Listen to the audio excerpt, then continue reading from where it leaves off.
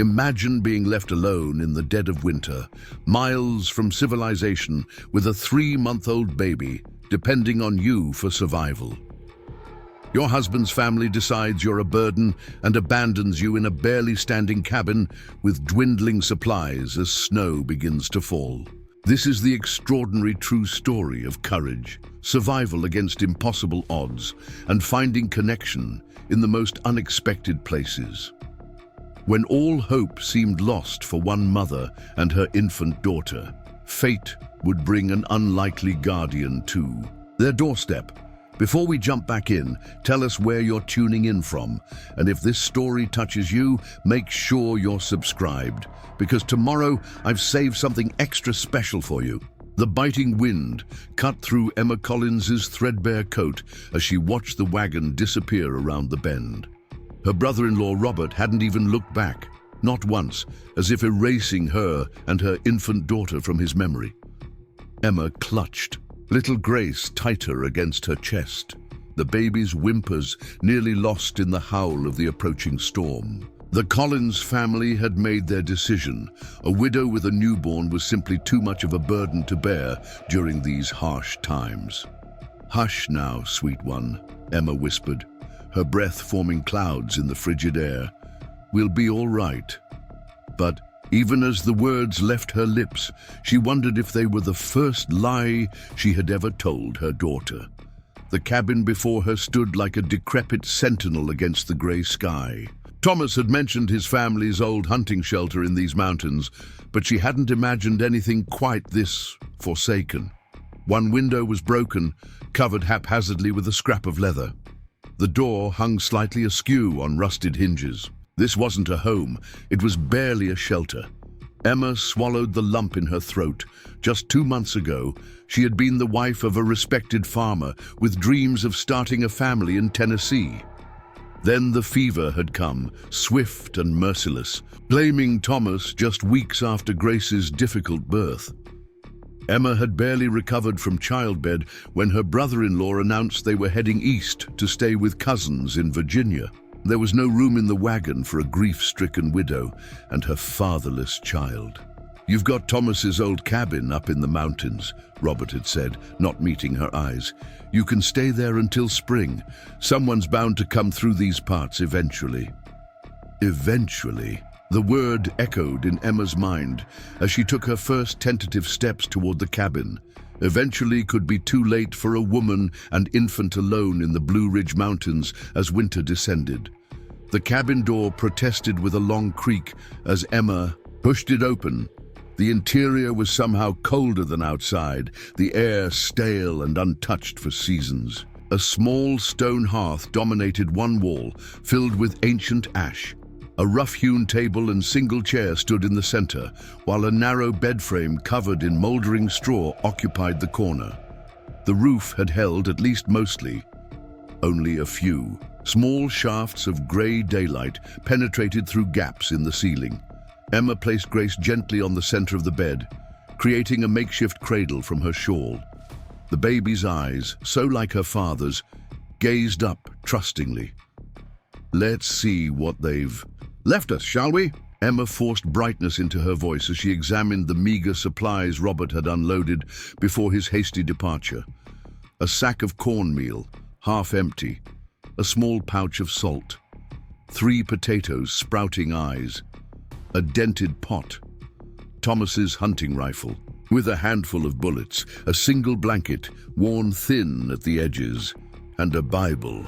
Emma recognized it as Thomas's, the pages dog-eared at his favorite passages. She pressed it briefly to her chest before setting it aside.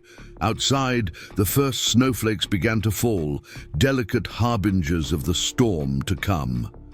Emma's hands trembled, not just from the cold, but from the enormity of what lay before her. She had never been alone, not truly. Raised in a house full of siblings, then married young to Thomas, she had always had others to rely on. Now, there was only Grace, completely dependent on her, and Emma had no idea if she was strong enough for both of them. "First things first," she murmured, her mother's practical voice echoing in her memory. "We need warmth." The next hours passed in a blur of desperate activity. Emma gathered what fallen branches she could find near the cabin, never venturing far enough to lose sight of the door. She stuffed rags and moss into the largest gaps in the walls, working until her fingers were raw.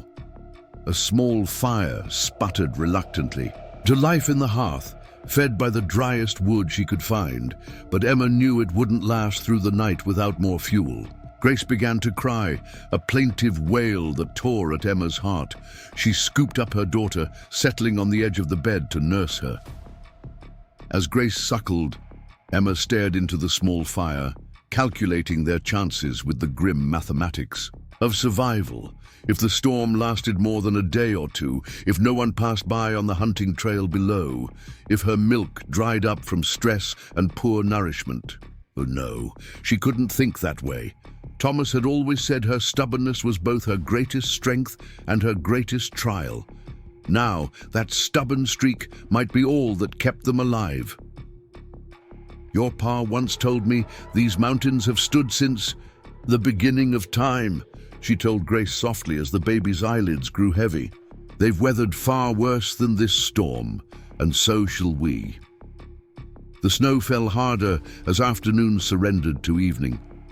Emma moved around the cabin, forcing herself to remain busy despite her exhaustion. She arranged their few possessions, hung the blanket across the broken window, and positioned the bed as far from drafts as possible. When Grace finally slept, Emma allowed herself to collapse beside her, one protective arm curved around her daughter's tiny form. Sleep came in fitful bursts, interrupted by the howling wind and the need to tend the dwindling fire. By morning, snow had piled against the door, and the temperature inside the cabin had dropped alarmingly. Emma's breath fogged visibly as she stirred, every muscle protesting from the cold and her awkward position. Grace fussed, her little face reddened from the chill. Emma nursed her again, noting with growing alarm that her milk seemed less plentiful than the day before. She ate a small handful of cornmeal soaked in melted snow, forcing herself to take measured bites when she wanted to devour it all at once. The second day brought new challenges. The snowfall had not relented, now reaching halfway up the cabin's single window. The fireplace smoked badly in the changing wind, filling the small space with acrid fumes that made Grace cough in her sleep. Emma tried to venture outside for more firewood, but found the door frozen shut, the wood swollen in its frame. By the third day, Emma's situation had grown desperate. The fire had died in the night, and her shaking hands couldn't coax it back to life with the few splinters of wood remaining. The cold had become a living thing, pressing against her skin, seeping into her bones. Grace cried almost constantly now, her wails growing weaker as the hours passed. Emma wrapped her daughter in every scrap of fabric she could find, including her own shawl, leaving only her dress as protection against the cold. She paced the small cabin, bouncing Grace gently, singing Thomas's favorite hymns in a voice that cracked from thirst and despair. "Just hold on, sweet one," she pleaded as Grace's cries subsided to whimpers. "Someone will come. They must come." But no one came. The fourth night of the storm brought sleet that hammered against the cabin like tiny bullets. Emma had given up trying to restart the fire, instead creating a nest of their meager bedding in the corner farthest from the drafts. She lay curled around Grace, sharing what little body heat she had left, watching her daughter's breath form tiny clouds above her lips. It was then, in the darkest hour before dawn, that Emma allowed herself to contemplate the rifle leaning against the wall. Thomas had taught her to shoot, insisting that every frontier wife should know how to defend herself. The weapon held their last resort, 5 bullets that could signal for help or, in the most unthinkable circumstance, offer a quicker end than slow starvation or freezing. "I'm sorry, Thomas," she whispered into the darkness. "I tried to be strong." "Enough." Grace stirred against her chest, one tiny hand escaping the wrappings to grasp Emma's finger with surprising strength. The simple gesture broke something open inside Emma. Not despair, but its opposite. A ferocious determination flooded through her veins, warming her from within. "No," she said aloud, her voice echoing in the silent cabin. "This is not how our story ends." With renewed purpose, Emma rose on unsteady legs. If she couldn't go out for wood, she would make do with what was inside. The single chair went first, broken apart with desperate strength and fed into the hearth. She used the last of their drinking water to dampen a rag, cleaning the chimney as best she could to reduce the smoke. Strips of her petticoat became kindling. The chair legs, the table edge, even the empty cornmeal sack, anything that would burn, went into the struggling fire. As a small flame finally caught and held, Emma nearly wept with relief. The heat was minimal, but it was something. She melted. Snow in the dented pot, and made a thin gruel from their dwindling cornmeal, forcing herself to eat to maintain her strength and her milk. The fifth day dawned with an unexpected reprieve. The storm had paused, though heavy clouds suggested it was merely gathering strength for another assault. Emma used the opportunity to force the door open, stumbling into snow that reached her thighs.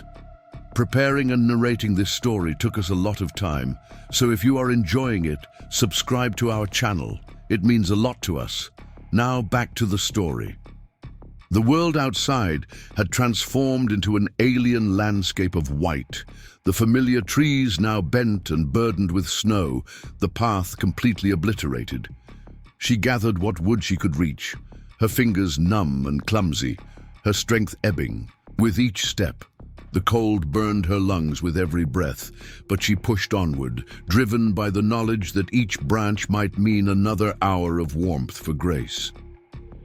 By the time she staggered back to the cabin, arms laden with frozen branches, black spots danced at the edges of her vision. The wood was too wet to burn immediately, but she arranged it near the hearth, hoping it would dry enough to use when their current fuel was exhausted. That evening, as the storm renewed its fury, Emma felt fever taking hold. Her skin alternated between burning and freezing, and a persistent cough rattled in her chest. She drifted in and out of awareness, startling awake whenever Grace cried, attending to her daughter with mechanical movements that required all her concentration. "We just need to last until morning," she told Grace, though she was no longer certain how many mornings had passed or how many lay between them and rescue. Just one more day. Sometime in the endless night, as the wind screamed around the cabin like a banshee, Emma thought she heard another sound, rhythmic and purposeful. Thudding, scraping, a voice calling out words she couldn't understand. Was this delirium? Had the cold finally addled her mind with hallucinations of rescue? The cabin door burst open with such force that Emma jolted upright, clutching Grace protectively against her chest. Snow swirled into the room, along with a towering figure wrapped in furs. Emma fumbled for the rifle, her movements sluggish and uncoordinated. "Stay back," she managed to croak, though the weapon remained beyond her reach. The figure stepped into the dim light cast by the dying embers. A man, tall and broad-shouldered, surveyed the cabin quickly before his dark eyes settled on Emma and the baby. His black hair was pulled back from a face marked with high cheekbones and a strong jaw. His clothing was unlike any Emma had seen before, buckskins adorned with intricate beadwork, a knife sheathed at his waist. She knew immediately that he was Cherokee. Thomas had spoken of the native people who still inhabited parts of these mountains, despite the government's efforts to remove them. Emma had never met one before, but she had heard stories, some of friendship and fair trading, others of violence and savagery. In her fevered state, she couldn't determine which kind of story was unfolding before her. The man spoke, his words incomprehensible to Emma's ears. When she didn't respond, he tried again, this time in heavily accented English. "Woman sick, baby cold." It wasn't a question, but an assessment. Before Emma could protest, he crossed the small cabin and knelt beside her, reaching out one hand toward Grace. Emma flinched away instinctively. "No harm, child," he said, his voice surprisingly gentle despite its deep timbre. "Need warmth, food, medicine." Emma clutched Grace tighter, torn between fear of this stranger and the undeniable truth that without help, they would not survive. Another day. The man seemed to understand her hesitation. He backed away slightly, then removed a small pouch from his belt. From it, he extracted what looked like dried leaves, which he added to the pot after filling it with fresh snow. "Medicine," he explained, placing the pot in the revived fire he had somehow kindled, while Emma watched warily. "For fever, for milk." Emma's head swam with confusion and suspicion. This man was a Cherokee, someone she had been taught to fear since childhood. Yet here he was, preparing medicine while she and Grace were mere hours from death.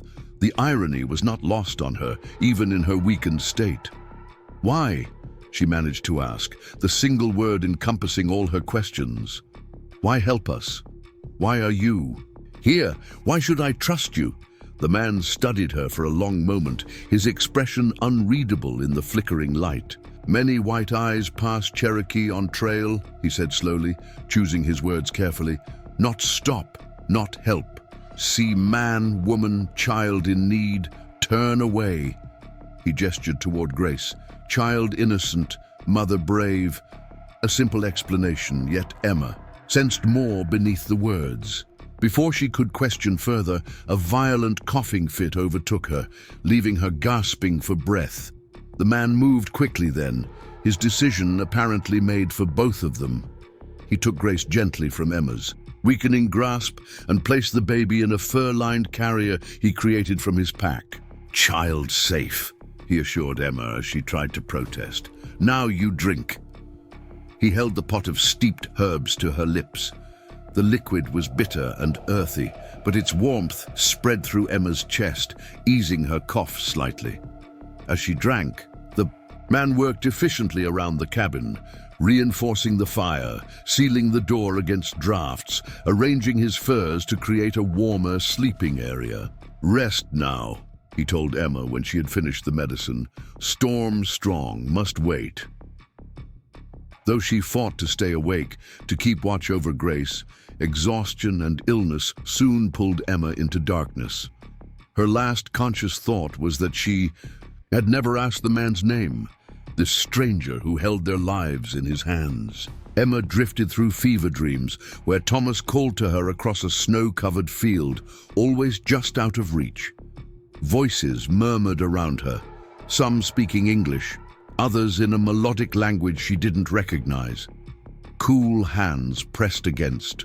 Her forehead lifted her head to drink more of the bitter medicine, adjusted the furs covering her body. When she finally woke with clear eyes, sunlight streamed through the cabin's single window. The storm had passed. The cabin was warmer than it had been since she arrived, and the air carried the scent of something cooking, something rich and meaty that made her stomach clench with sudden hunger. Emma pushed herself up on shaky arms, panic seizing her when she didn't immediately see Grace. A movement near the hearth drew her attention. The Cherokee man sat cross-legged on the floor, Grace cradled in one arm while he stirred a pot with his free hand. The baby wasn't crying, but watching the man's face with what appeared to be fascination. "Grace," Emma called, her voice barely, above a whisper. The man looked up, his expression showing no surprise at her wakefulness. "Child well," he said, rising smoothly despite the baby in his arms. "Mother sleep 3 days. Fever break last night." 3 days. Emma could scarcely believe it. She had lost that much time to fever, and all the while this stranger had cared for her child. He brought Grace to her, gently transferring the baby to Emma's eager arms. Grace looked healthy.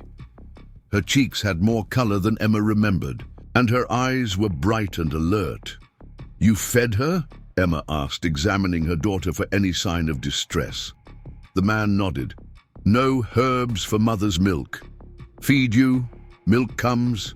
Feed baby until then. Emma's eyes filled with tears, of gratitude, of relief, of lingering fear and confusion. Thank you, she whispered, the words wholly inadequate for what this man had done. He acknowledged her thanks with a slight inclination of his head, then returned to the fire to retrieve the pot. He brought it to Emma, along with a carved wooden spoon. Eat, he instructed. Need strength. The stew was simple, some kind of game meat with wild roots, but to Emma, it tasted like the finest meal she'd ever encountered. As she ate, the man sat nearby, watching her with careful eyes. My name is Emma, she offered between spoonfuls. Emma Collins, and this is Grace. Emma, he repeated, testing the name. I am Takoda. Takoda, Emma echoed. What does it mean? A brief expression that might have been surprise crossed his face. Few white settlers bothered to ask such questions. Friend to all, he answered after a moment. Emma looked down at Grace, then back at the man who had saved them both. It suits you, she said softly. Takoda's mouth curved in what might have been the ghost of a smile. Eat now, he said. Talk later.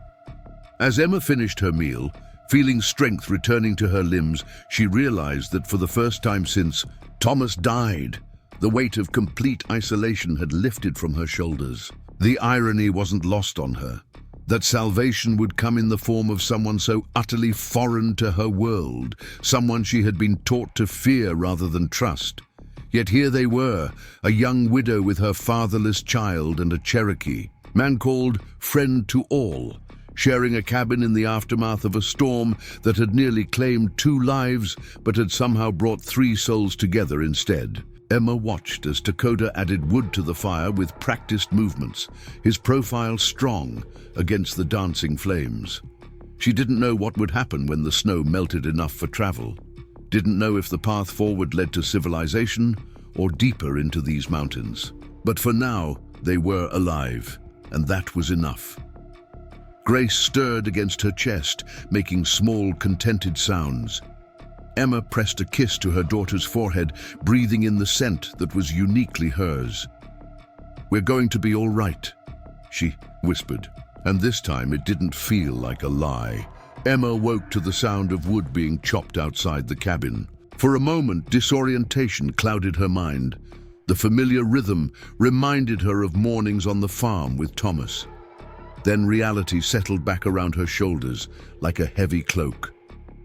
Thomas was gone. She was in the mountain cabin. And the Cherokee, man Takoda, was apparently ensuring they had enough firewood. Grace stirred beside her, making soft cooing sounds. Emma marveled at how quickly her daughter had recovered from their ordeal. Children possessed resilience adults could only envy. She stroked Grace's cheek, grateful beyond words that she hadn't lost this last living connection to Thomas. The door opened, bringing with it a blast of cold air, and Takoda, his arms laden with split wood. He nodded at Emma, noting her wakefulness, and carefully arranged the logs beside the hearth. Storm past, he said, his deep voice filling the small space, but snow deep, trail covered. Emma pushed herself to a sitting position, testing her strength. The fever had left her weak, but the constant ache in her chest had subsided. How long until we can travel? She asked, then caught herself. When had she begun thinking of them as a unit? Takoda considered the question, his dark eyes assessing. For strong man alone, 3 days. For woman with child. He shook his head. Many weeks. The reality of their situation settled over Emma like another layer of snow. They were trapped together until the spring thaw, dependent on each other's goodwill for survival. The thought should have terrified her, but strangely it didn't. Takoda had had ample opportunity to harm them and had chosen instead to heal them. Your people, Emma ventured cautiously, Won't they worry about you? Something flickered across Dakota's face, perhaps surprise at her consideration. My brother knows I track game in winter. Will not search until new moon. And when is that? 17 days. More than 2 weeks of this strange cohabitation. Stretched before them, Emma glanced around the cabin, seeing it with new eyes. What had been a prison of despair now seemed almost comfortable with the repairs Dakota had made. Gaps sealed, firewood stacked, cookware arranged neatly near the hearth. "You've improved things," she acknowledged, feeling a need to express gratitude that went beyond the simple thank you she'd offered earlier. Dakota inclined his head slightly. Cabin good shelter, just needed care. The simple statement carried implications Emma wasn't ready to examine. That perhaps her own situation, like the cabin, wasn't as hopeless as it had first appeared. That with proper care, life could be sustained even in harsh conditions. Grace began to fuss, hungry after her long sleep. Emma adjusted her dress to nurse her, then hesitated, suddenly conscious of Dakota's presence. He seemed to sense her discomfort and turned away, occupying himself with checking the snow melting in the pot over the fire. "Cherokee mothers feed babies where they sit," he said without looking at her. "No shame in giving life." His matter-of-fact tone eased Emma's embarrassment. She positioned Grace at her breast, relieved to find her milk flowing more abundantly than before. "The medicine you gave me," she said. "It helped with the milk."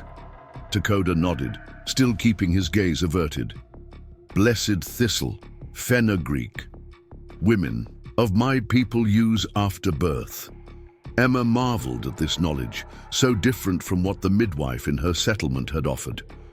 Thomas's mother had insisted on bone-set tea, which had tasted vile and done little to help. "How do you know about such things? Are you a healer?" A faint smile touched Dakota's lips. "All Cherokee learn plants, animals, weather. Must know land to live with land." He finally turned to face her, his expression solemn. "But yes, trained as healer. By mother, by grandmother before her." This revelation surprised Emma. Among her people, doctors were men who learned from books and universities. The idea of healing knowledge passed through generations of women seemed both foreign and oddly right. "Your mother taught you well," she said softly. "We would have died without your knowledge." Dakota accepted her words with dignity. Mother now walks with ancestors, but her wisdom remains. As the day progressed, Emma grew stronger. She insisted on helping with the cabin tasks, tending the fire, preparing food from Dakota's supplies, even attempting to mend a tear in the blanket with a bone needle he provided. Her fingers weren't as nimble as they had been before the fever, but the familiar task gave her a sense of normalcy amid the strangeness of their situation. Dakota watched her efforts with approval.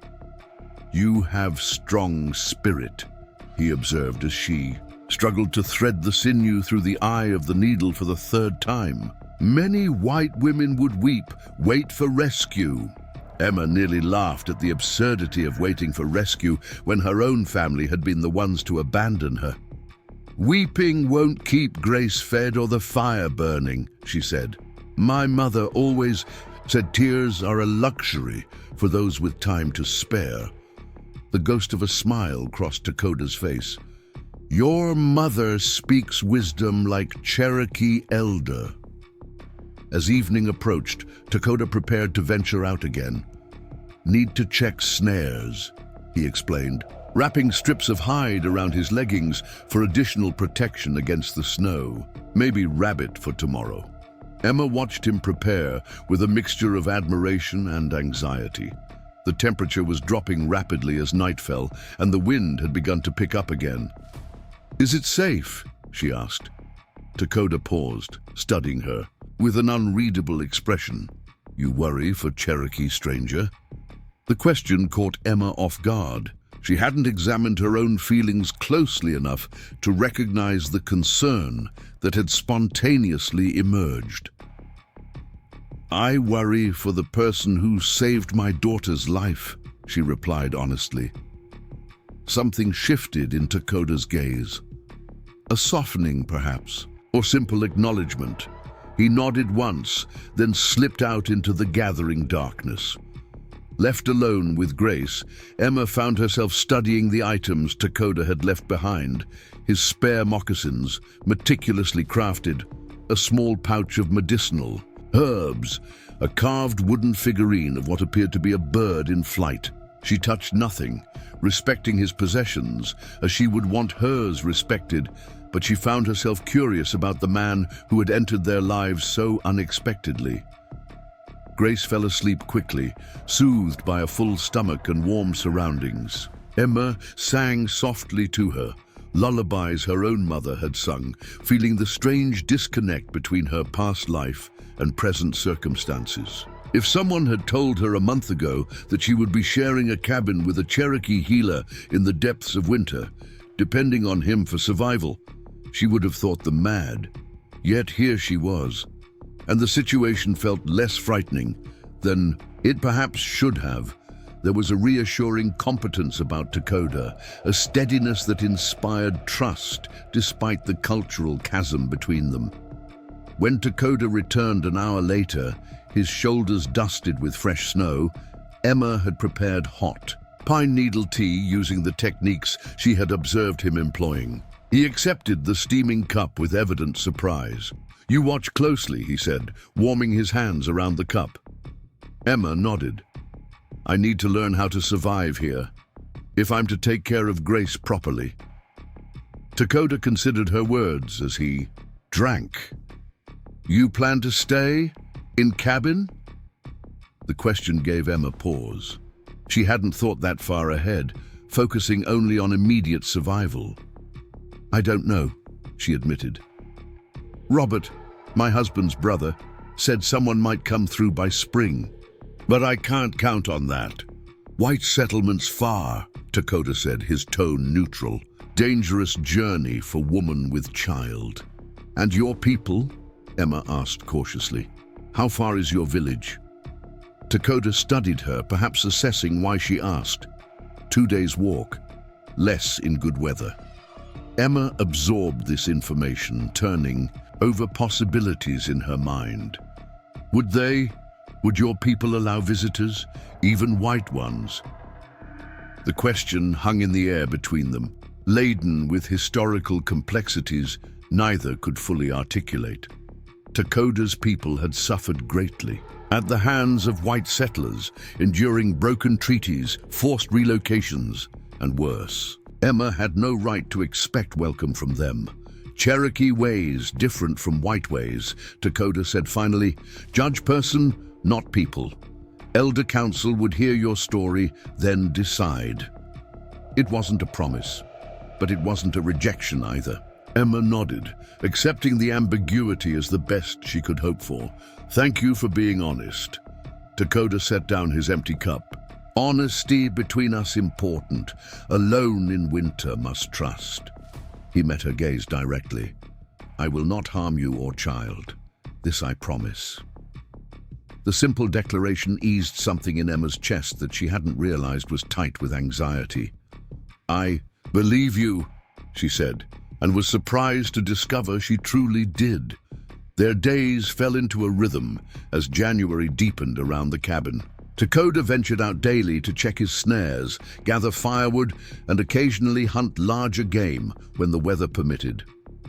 Emma's strength returned gradually, allowing her to take on more of the indoor tasks: cooking, mending, keeping the fire fed. Grace thrived under their combined care, growing plumper and more alert with each passing day. Communication between them evolved from necessity to genuine exchange. Emma found herself hungry for conversation after months of grief-stricken isolation, and Dakota, though naturally reserved, proved to be a thoughtful companion. His English improved as they spoke, and he began teaching Emma simple phrases in Cherokee, Greetings, names of common objects, words for weather and seasons. What do you call this season in Cherokee? Emma asked one evening as they shared a meal of rabbit stew. Dunyi, Dakota replied. Time of cold. And Grace? Emma asked, nodding toward her daughter who lay sleeping nearby. What would her name be? Dakota considered the infant with his characteristic thoughtfulness. Usdi Ageyutsa, he finally said, little one who brings light. The name brought unexpected tears to Emma's eyes. That's beautiful, she whispered. Names have power, Dakota explained. Tell person's path, purpose. What does Dakota mean? Emma asked. In Cherokee, a flicker of something, perhaps amusement, crossed his face. Dakota, not Cherokee name, is Lakota. Emma blinked in surprise. But you're Cherokee. Mother Cherokee, father Lakota warrior, met during trading journey. His expression softened slightly at the memory. Father gave name, mother gave clan, Bear Clan. This glimpse into his heritage fascinated Emma. So you carry both nations within you? Dakota nodded. Many paths make one river. Cherokee understand this. The conversation opened a door to more personal exchanges. Over the following days, as they worked together to survive the deepening winter, Emma shared stories of her life before, her childhood on a small farm in Kentucky, her courtship with Thomas, their dreams of building a life together in the new territory. Dakota listened with genuine interest, occasionally asking questions that revealed how differently their worlds operated. He seemed particularly puzzled by the concept of land ownership. Land, not something to own, he explained when Emma described the farm Thomas had purchased. Land owns itself. People belong to land, not land to people. Such perspectives challenged Emma's thinking, making her reconsider beliefs she had never questioned. In turn, Dakota shared aspects of Cherokee life, their governance by council rather than a single leader, the central role of women in determining tribal policies, their ceremonies and connections to the natural world. Women choose. Chiefs? Emma asked incredulously after one such explanation. Women are life-givers, Dakota replied simply. They see far, think of children yet unborn. Men listen to their wisdom. Emma tried to imagine Robert or any man from her settlement listening to women's opinions on governance and nearly laughed at the absurdity. Yet here was Dakota, a warrior and healer, speaking of women's wisdom with genuine respect. 2 weeks into their unexpected cohabitation, a new storm descended upon the mountains. This one brought not snow, but freezing rain that encased everything in a glittering shell of ice. Trees groaned under the weight, some splitting with cracks that echoed like gunshots through the forest. The temperature plummeted further, making ventures outside the cabin treacherous. Bad sign, Dakota said, frowning at the ice-covered branches visible through the window. Trees break, animals cannot find food, hungry times come. His prediction proved accurate. The following days brought evidence of wildlife struggling to survive, deer venturing dangerously close to the cabin in search of accessible vegetation, foxes growing bold enough to investigate their woodpile for hiding rodents. Dakota's snares yielded less as animals altered their patterns or succumbed to the harsh conditions. Their own supplies began to dwindle. Dakota rationed the remaining dried meat and preserved berries with careful precision, ensuring Emma received enough to maintain her milk for Grace.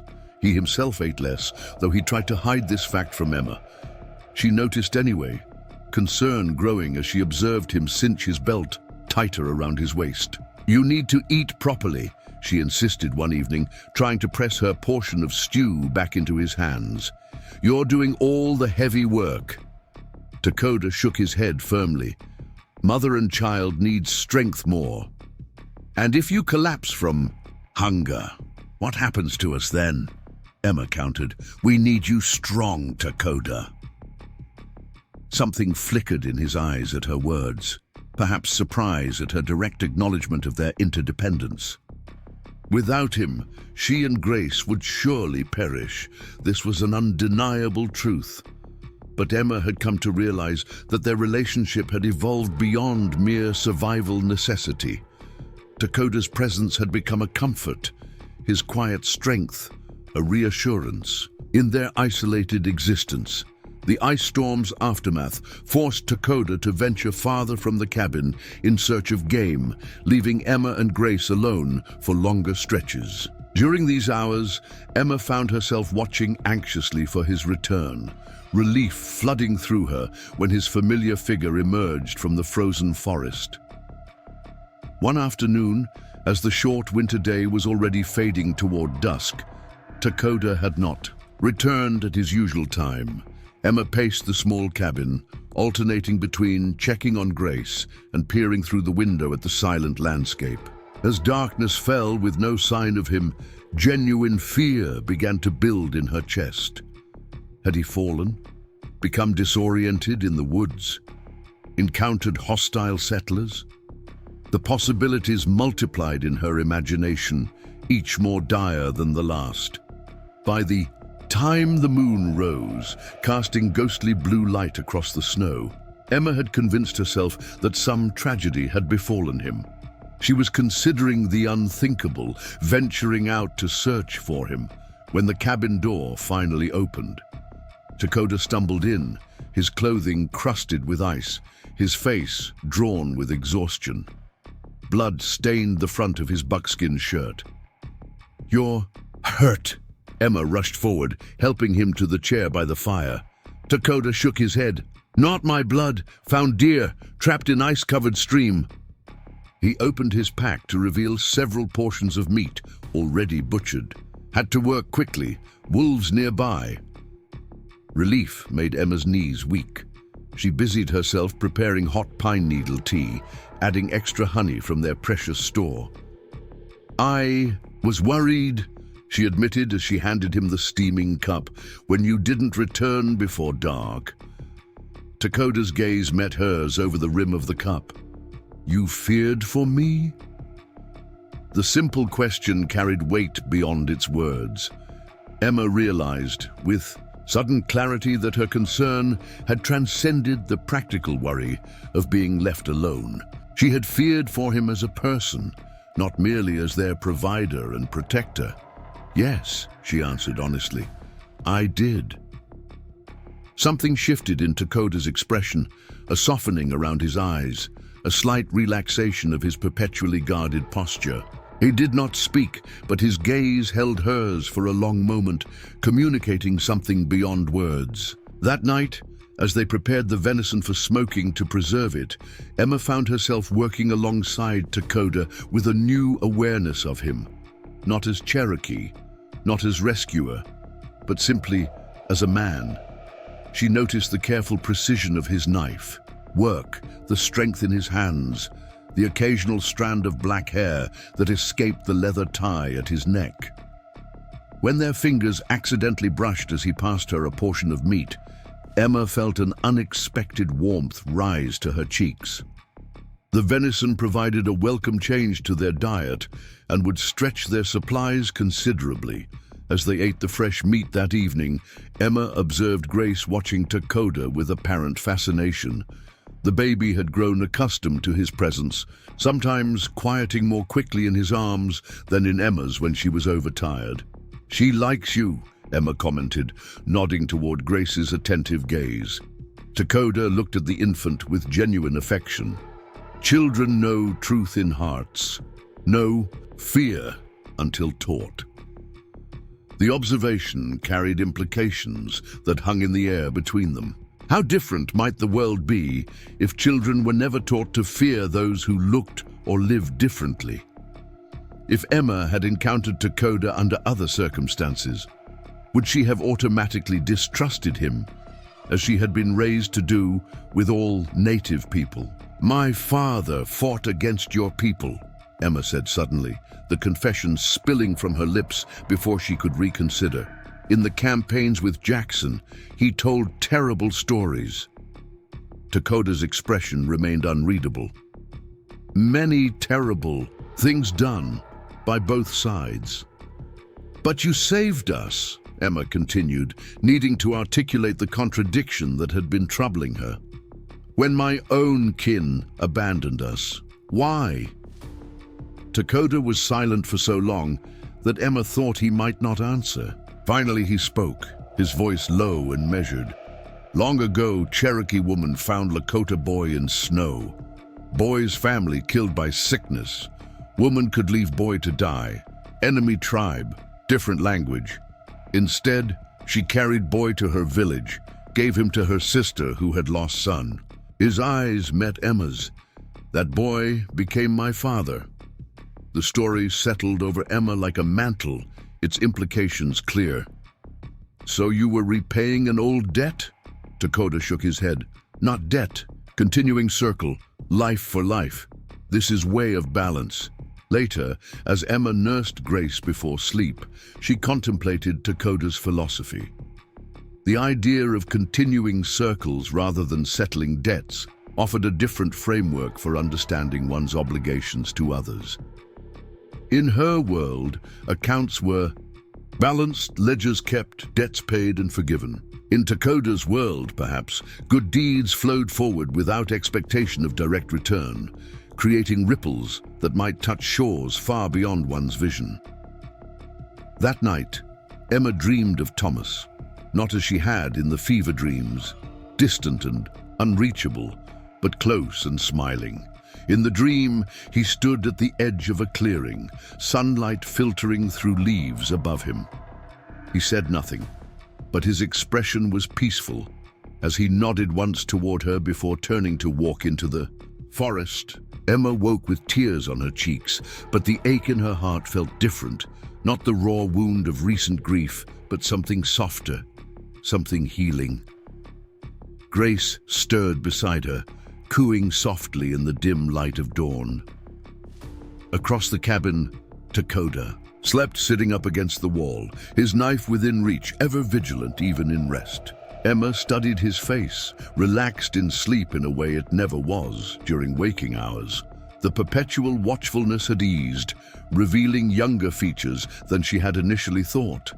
He couldn't be much older than her own 23 years, as, if sensing her gaze, Dakota's eyes opened, instantly alert. Their eyes met across the small space, an unspoken acknowledgement passing between them. Something had shifted during the long days and nights of their shared isolation, something neither was prepared to name, but both could feel. The month of January gave way to February, bringing slightly longer days, but no respite from the cold.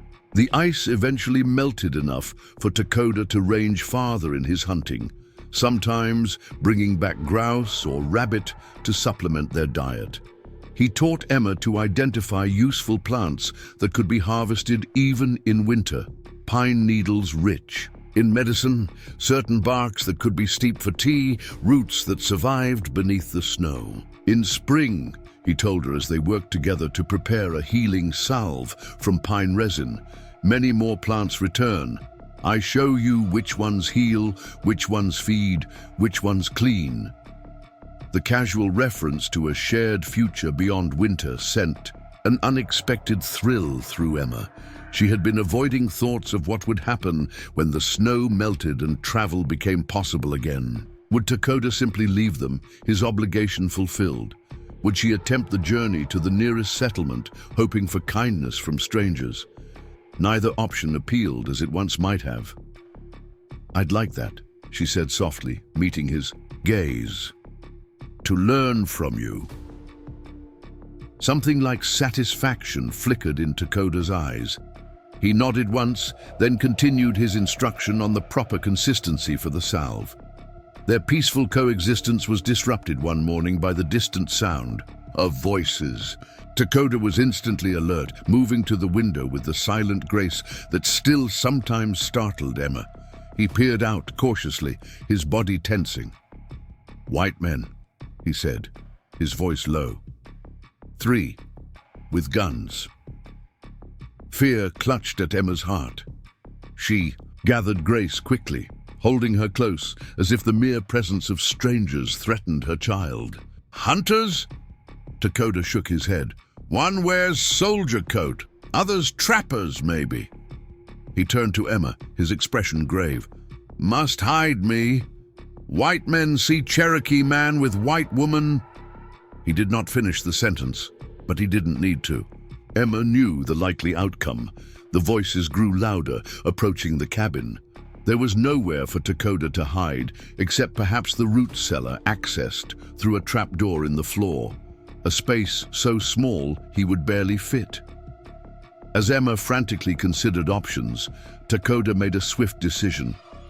I go to forest, he said, gathering only his knife and a small pouch of essentials. Return when safe. Wait. Emma caught his arm, sudden panic rising at the thought of facing strangers alone. What if they weren't merely passing travelers? What if they had less than honorable intentions toward a woman they found alone? What should I tell them? Dakota's gaze was steady. Truth is safest. Husband dead. Family left you. Survived on own. He hesitated, then added, no need to mention me. Before Emma could respond, he had slipped out the back window of the cabin, disappearing into the trees with barely a sound. Moments later, a loud knock rattled the front door. Hello, the cabin! A male voice called. Anybody alive in there? Emma took a deep breath, straightened her dress as best she could, and opened the door. 3 men stood before her. One in a faded military uniform, as Dakota had observed, the others in the practical garb of mountain trappers. All looked startled to find a young woman with an infant answering their knock. Well, I'll be... The military man said, recovering first. Didn't expect to find a lady out here? You alone, ma'am? Emma nodded, clutching Grace tighter. My husband died of fever this past autumn. I've been making do. The men exchanged glances that mingled surprise with admiration. Making do is putting it mildly, one of the trappers said. This is mighty rough country for a woman alone. I manage, Emma replied simply. Years of hiding her feelings from Thomas's critical family had taught her to maintain a composed exterior, regardless of inner turmoil.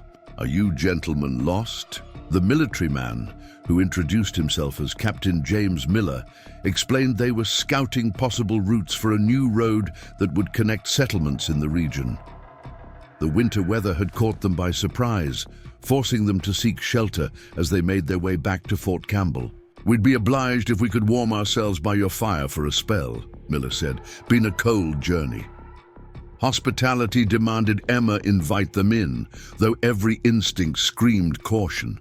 As they entered the cabin, she was intensely aware of any signs of Dakota's presence, his extra moccasins tucked beneath a bench, the medicinal herbs drying near the fire, the carved figurines he sometimes made in the evenings. The men seemed to notice nothing amiss, too grateful for the warmth of the fire to pay close attention to their surroundings. They carried their own provisions and kindly shared some coffee, a luxury Emma had sorely missed. As they drank the precious brew, the conversation turned to Emma's circumstances. Your people know you're out here? One of the trappers asked. Emma chose her words carefully. My husband's family returned east after his passing. They left me with supplies. The bitter truth required no embellishment. Captain Miller frowned. Left a woman and child alone in winter? That's not Christian behavior. Times are hard, Emma said simply. It was easier than explaining the complex dynamics of her relationship with the Collins family, their resentment of the Kentucky farm. Girl who had stolen their son, their disappointment when Thomas died without leaving a male heir. Well, we're headed back to Fort Campbell, Miller said after a thoughtful pause. Not more than 3 days' journey in good weather. You'd be welcome to accompany us, Mrs. Collins, Emma supplied. Emma Collins. She bounced Grace gently. as the baby began to fuss. "And I appreciate the offer truly, but I've made a life here now." The words surprised her even as she spoke them, but she recognized their truth. This cabin, once a prison of despair, had become something like home. The men clearly thought her decision foolhardy, but were too polite to say so directly. Instead, they offered practical assistance, leaving her with extra ammunition for the rifle they spotted in the corner, some salt pork, and promises to send word to the nearest settlement that the widow Collins was managing the old hunting cabin and might appreciate occasional supplies. "Spring traders will pass through the valley below," one trapper assured her. "I'll make sure they know to check on you." Emma thanked them sincerely, though she wondered if such promises would be remembered once they returned to civilization. As the men prepared to depart, Captain Miller lingered, concern evident in his weathered face.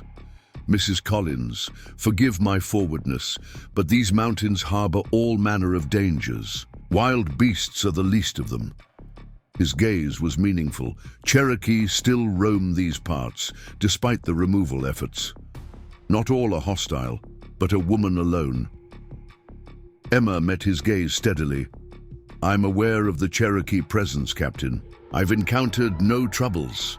Miller nodded, though he looked unconvinced.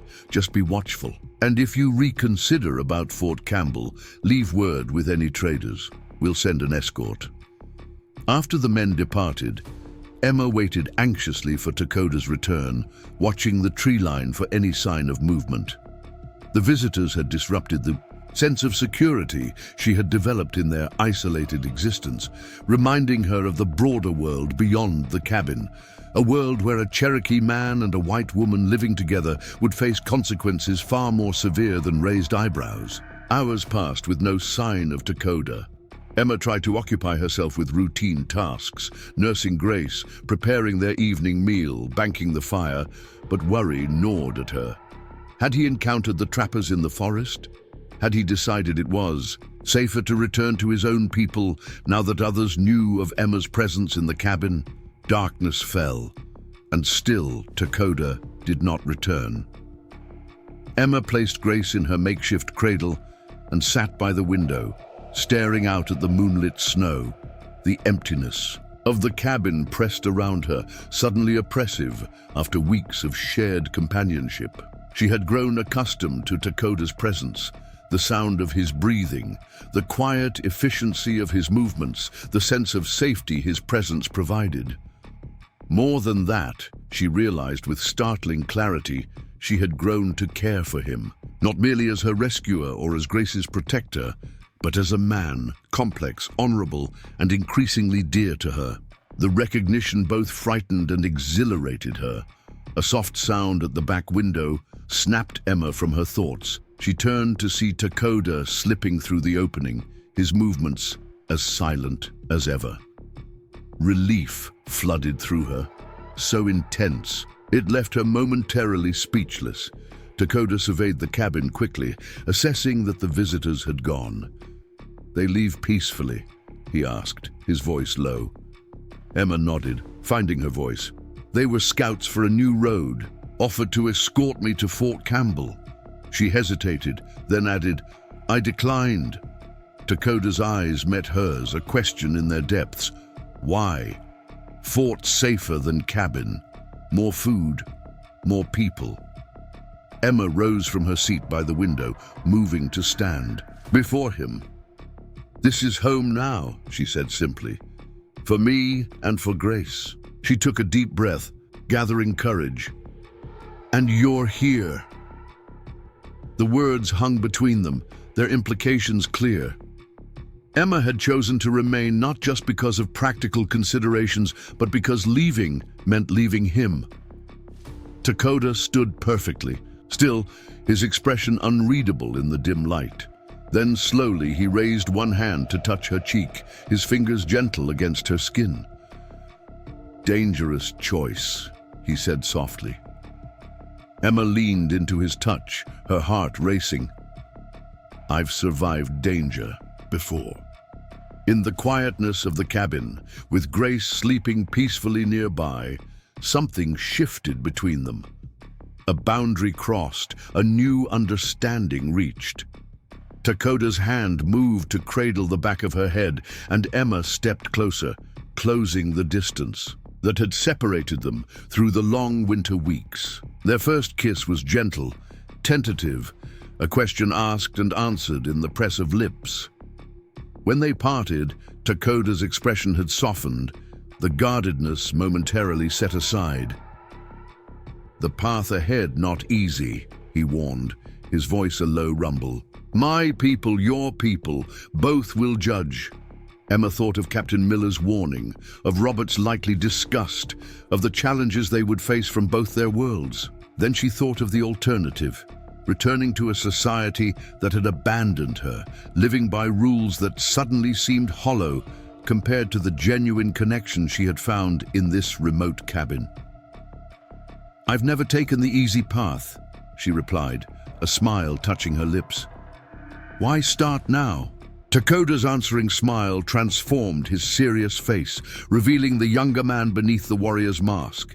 He pulled her close, his arms strong around her as if to shield her from the judgment he knew would come. Outside, the winter moon cast silver light across the snow-covered mountains, illuminating the path that had brought them together and the uncertain future that lay ahead.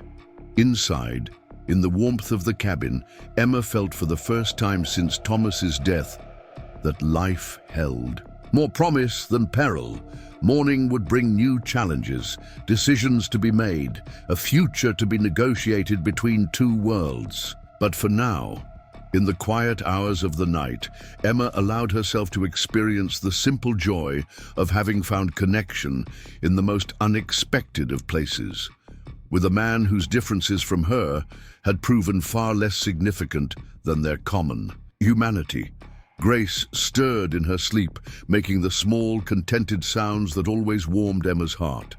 Dakota's gaze followed hers to the sleeping infant, and Emma saw in his eyes the same protective tenderness she felt herself. "Family," he said softly, the word carrying weight beyond its single utterance. "Family," Emma agreed, and believed it could be true. The first signs of spring came unexpectedly in late February, a subtle shift in the air, the drip of melting ice from the cabin eaves, the appearance of tiny green shoots pushing through patches of thinning snow. Emma noticed the changes with mixed emotions. Winter's grip had isolated them, but had also protected them from the outside world and its judgments. Spring would bring decisions that could no longer be postponed. Dakota sensed her unease as they worked together outside the cabin, clearing away branches that had fallen during the winter storms. "You worry about future," he observed, not a question but a statement. Emma nodded, balancing Grace against her hip in the carrier Dakota had fashioned for her. The baby had thrived despite their circumstances, growing plump and alert, her eyes following their movements with increasing awareness. "Captain Miller said traders would pass through the valley once the trail's clear," Emma said. "People will know I'm here. Word might reach Robert." She didn't need to explain further. If her brother-in-law discovered she was living with a Cherokee, a man he might feel obligated to rescue her, not out of concern for her welfare, but to preserve what he would see as family honor. Dakota straightened, setting aside the axe he'd been using to split wood. "We have choices," he said simply. "Stay here.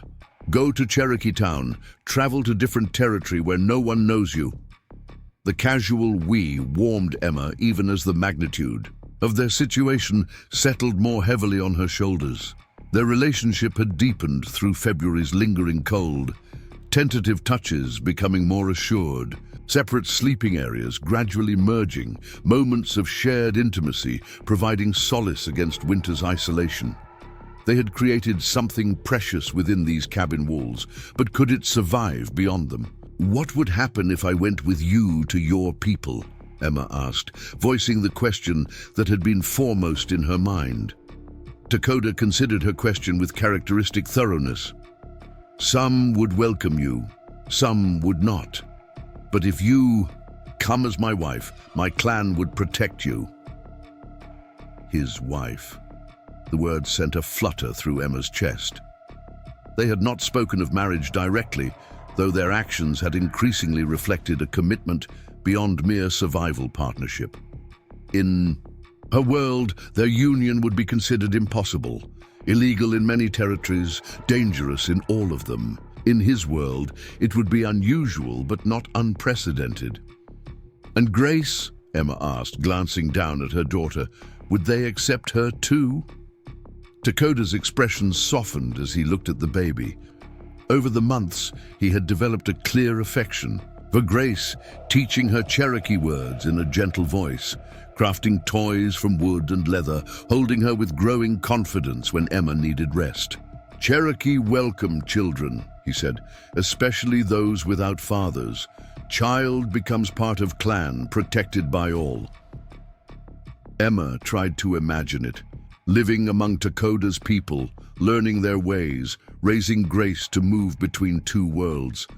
The prospect was simultaneously terrifying and enticing. What alternatives did she have? Return to a society that had cast her aside? Struggle alone in this cabin until Grace was old enough for them to travel to a more hospitable settlement? "I need time to think," she said finally. Dakota nodded, respect in his gaze. "Moon will be full in 7 days. My brother will come looking before then. We must decide by that time." The week that followed was filled with practical preparations. Regardless of their eventual decision, the changing weather meant different survival strategies. Dakota taught Emma how to identify the earliest edible plants, tender sprouts that could supplement their dwindling stores. Together they repaired winter damage to the cabin's exterior, reinforcing the roof against spring rains. During these shared tasks, Emma found herself studying Dakota with new awareness. She had long since stopped seeing him as simply Cherokee or different. Now she saw the individual, his patience as he demonstrated a skill for the 3rd time, his rare but transformative smile when Grace reached for him, his quiet strength that came not from domination but from deep self-knowledge. One evening, as Grace slept soundly and rain pattered against the cabin roof, Emma finally asked the question that had lingered unspoken between them. "If I go with you to your people, as your wife, what would that mean? For us? For our future?" Dakota set aside the arrow he'd been fletching and met her gaze directly. "It would mean joining our paths. I would provide, protect, teach Grace ways of forest and mountains. You would have place in my clan, learn women's medicine, keep stories." He paused, his expression solemn. "It would mean no return to white. World, once this choice is made, path behind closes." Emma absorbed his words, understanding their weight. To choose Dakota meant leaving behind not just Robert and Thomas's family, but the entire framework of the society she had known. Different language, different beliefs, different ways of living upon the land.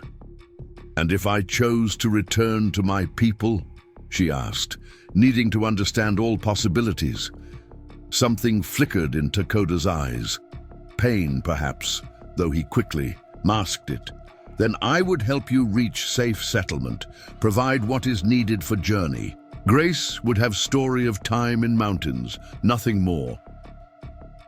The matter-of-fact acceptance in his voice struck Emma deeply. He would let her go if that was her choice, would ensure her safety even at the cost of his own happiness. The realization cemented something in her heart. "When I came to this cabin, I thought my life was ending," she said softly. "I was Thomas's widow, nothing more. A burden to be abandoned when I no longer served a purpose."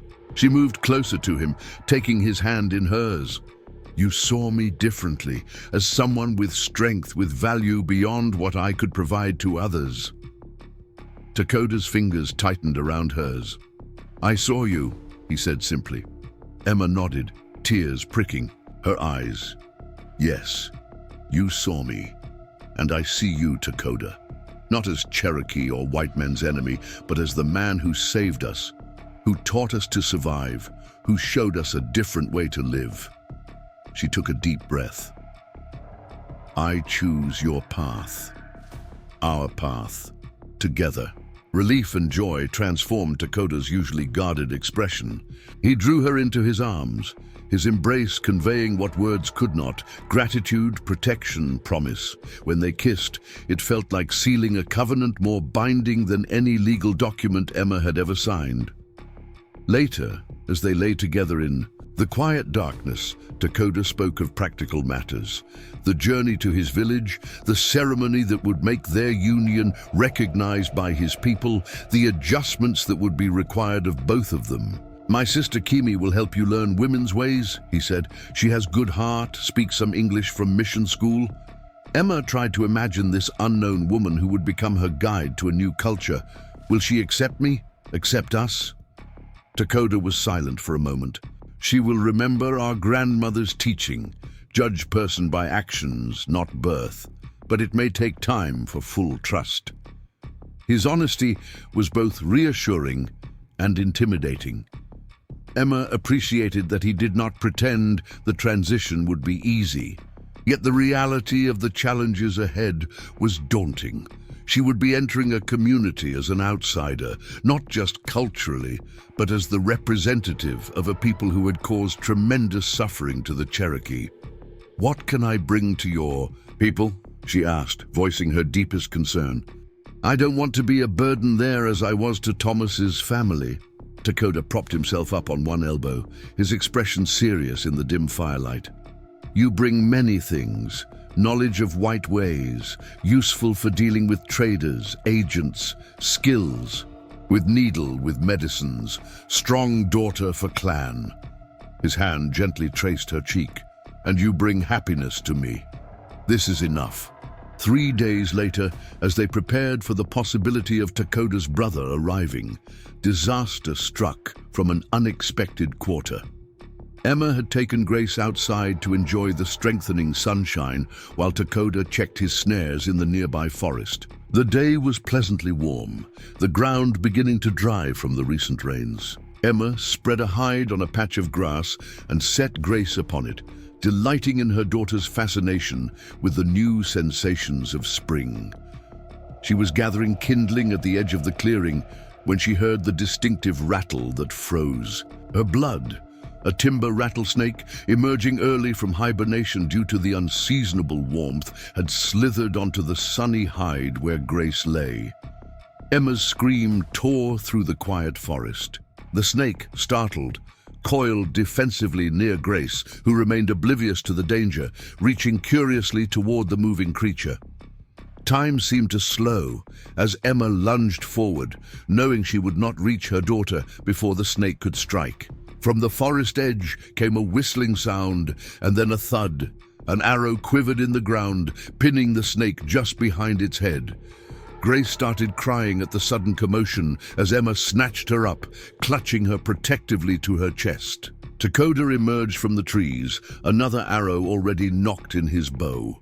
His eyes quickly assessed the situation as he approached the still writhing snake. With precise movements, he dispatched it, ensuring it posed no further threat. "Are you hurt, Grace?" he asked, his calm voice belied by the intensity in his eyes. Emma shook her head, her whole body trembling with delayed shock. "You saved her," she whispered. "If you hadn't returned when you did." Dakota gathered them both in his arms, his heartbeat strong against Emma's ear. "Not me," he said after a moment. "Not my arrow." Emma pulled back in confusion, following his gaze, to the forest edge, where a figure now stood watching them. The man resembled Dakota in build and coloring, but was slightly younger, his hair adorned with different symbols, his clothing marked with patterns Emma didn't recognize. A bow hung loosely in his hand. "My brother," Dakota explained quietly. "Shogun." The newcomer approached cautiously, his eyes moving from Dakota to Emma and Grace with undisguised curiosity. He spoke rapidly in Cherokee, gesturing toward them with what seemed like questioning intensity. Dakota responded calmly, occasionally using English words, storm, fever, abandoned, that allowed Emma to follow the general outline of their conversation. He was explaining how they had come to be together, defending their relationship before his brother had even directly challenged it. Finally, Chogan addressed Emma directly, his English halting but comprehensible. "You live with my brother by choice." Emma straightened, meeting his gaze steadily despite her lingering fear from the snake encounter. "Yes, Dakota saved our lives. He taught us to survive. Now we..." She hesitated, uncertain how to define what they had become to each other in terms Chogan would understand or accept. "She will be my wife," Dakota stated simply. "Grace will be my daughter. They come to Cherokee land with us." Chogan's expression revealed nothing of his thoughts on this pronouncement. He studied Grace, who had calmed in Emma's arms and was now regarding the newcomer with typical infant curiosity. "Child has spirit," he finally said, nodding toward Grace. "Strong to survive winter." He turned to Dakota, switching back to Cherokee, for a lengthy exchange that left Emma frustrated at her limited understanding. When they finished speaking, Dakota turned to Emma. "Chogan brings news. White soldiers came to nearest town asking about Cherokee still living in mountains. Some families already leaving, going deeper into hills or joining relatives in west." The implications were clear. The presence of a white woman among the Cherokee would attract unwanted attention, potentially endangering the entire community. Emma's heart sank. Had their path forward already been blocked before they could begin? "The journey.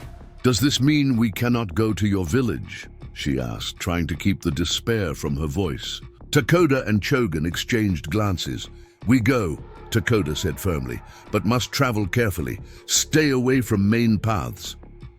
Chogan spoke again, gesturing toward the cabin and then to the sun's position. Dakota nodded in agreement. "We leave tomorrow at first light," he told Emma. "Gather only what is needed for journey. 4 days travel if weather holds." The decision made, they moved with purposeful efficiency. Emma sorted through their meager possessions, selecting only what was essential. Clothing for different weather, medicines Dakota had prepared, Thomas's Bible with the family records, and a small wooden carving Dakota had made of Grace as a memento of their time in the cabin. Chogan watched their preparations with reserved curiosity, occasionally offering suggestions through Dakota. That evening, as they shared a meal of rabbit and early spring greens, Chogan seemed to reach some private decision. He produced a small leather pouch from his belt and handed it to Emma. "For child," he said. "Protection." Inside the pouch was a small carved figure. A bear, Emma realized, remembering that Dakota had mentioned belonging to the Bear clan. The carving was surprisingly delicate for its small size, obviously crafted with care. "Thank you," Emma said, touched by the unexpected gesture, "for this and for saving Grace from the snake." Chogan inclined his head slightly. "Brother's family is my family." The simple statement, delivered without elaboration, seemed to settle something between them. While Chogan might not fully understand or approve of his brother's choice, he had accepted his responsibility to the new additions to their clan. They departed before dawn, Dakota carrying their essential supplies while Emma secured Grace in the carrier against her chest. Chogan led the way, setting a pace that was challenging but manageable for Emma. They avoided open trails, instead following game paths and natural features that would conceal their passage from any watching eyes. The first day's journey took them deeper into the mountains, ascending rocky slopes that left Emma breathless and struggling. Dakota remained close, offering support when the terrain grew particularly difficult, ensuring she had sufficient water and rest. By nightfall, they had covered perhaps 10 miles, a distance that seemed both substantial and woefully inadequate given the vastness of the wilderness around them. Chogan selected their camping spot with strategic precision, a small hollow sheltered by overhanging rocks, with good visibility of the approach and a nearby spring for water. As they prepared a small, nearly smokeless fire, Emma noticed the brothers' heightened vigilance. Every sound from the forest received their instant attention. Every movement in the underbrush warranted assessment. "Are we being followed?" she asked quietly as she nursed Grace before sleep. Dakota's expression was guarded. Not yet, but soldiers patrol these mountains now. Chogan saw their tracks yesterday, moving along River Valley. The knowledge that armed men might be searching for remaining Cherokee sent a chill through Emma. That had nothing to do with the night air. She had heard rumors of the forced removals, the tragic march westward that some called the Trail of Tears. Thinking of Dakota or Chogan marched at gunpoint from their ancestral lands made her physically ill. "What if they find us?" she whispered. Dakota's hand found hers in the darkness. "They will see white woman with baby, assume you captive." His voice lowered further. "If that happens, you say we took you, forced you. You understand?" Emma recoiled from the suggestion. "I would never claim such a lie." "For Grace," Dakota insisted, his grip tightening. "For your life. Promise me." The intensity in his eyes revealed his fear, not for himself, but for her and Grace. Emma realized with a cold clarity that while death might be the worst outcome for her if they were discovered, other fates awaited Dakota and Chogan. Imprisonment, hanging or worse if they were thought to have abducted a white woman. "I promise," she whispered reluctantly. "But it won't come to that. We'll reach your village safely." The second day brought new challenges as they traversed more difficult terrain to avoid areas where Chogan had spotted signs of recent human activity. A cold rain began mid-morning, soaking through their clothing and making the rocky slopes treacherously slippery. Emma struggled to keep her footing while protecting Grace from the worst of the weather. By afternoon, she was exhausted, her muscles protesting each step. Grace had become increasingly fussy, disliking the constant motion and dampness. When Emma stumbled for the third time, nearly falling on a steep section of path, Dakota called a halt despite Chogan's obvious impatience. "Rest," he insisted, helping Emma to a sheltered spot beneath a rocky overhang. He took Grace from the carrier, cradling her against his chest and murmuring soothing Cherokee words until her cries subsided to whimpers. Chogan paced nearby, clearly anxious to continue. He and Dakota exchanged terse words that Emma couldn't understand, but whose meaning was clear enough. Chogan believed they were moving too slowly, while Dakota defended their need to rest. Finally, Chogan approached Emma directly. 2 hours only," he said firmly. "Then move again. Soldiers, near." He pointed to a distant ridgeline, barely visible through the rain. "Camp there tonight. Safer." Emma nodded, too tired to argue or question. She accepted some dried meat and a water skin from Dakota, forcing herself to eat despite her exhaustion. Grace, surprisingly, had fallen asleep against Dakota's chest, her little face peaceful despite the earlier distress. As promised, they resumed their journey after a brief rest.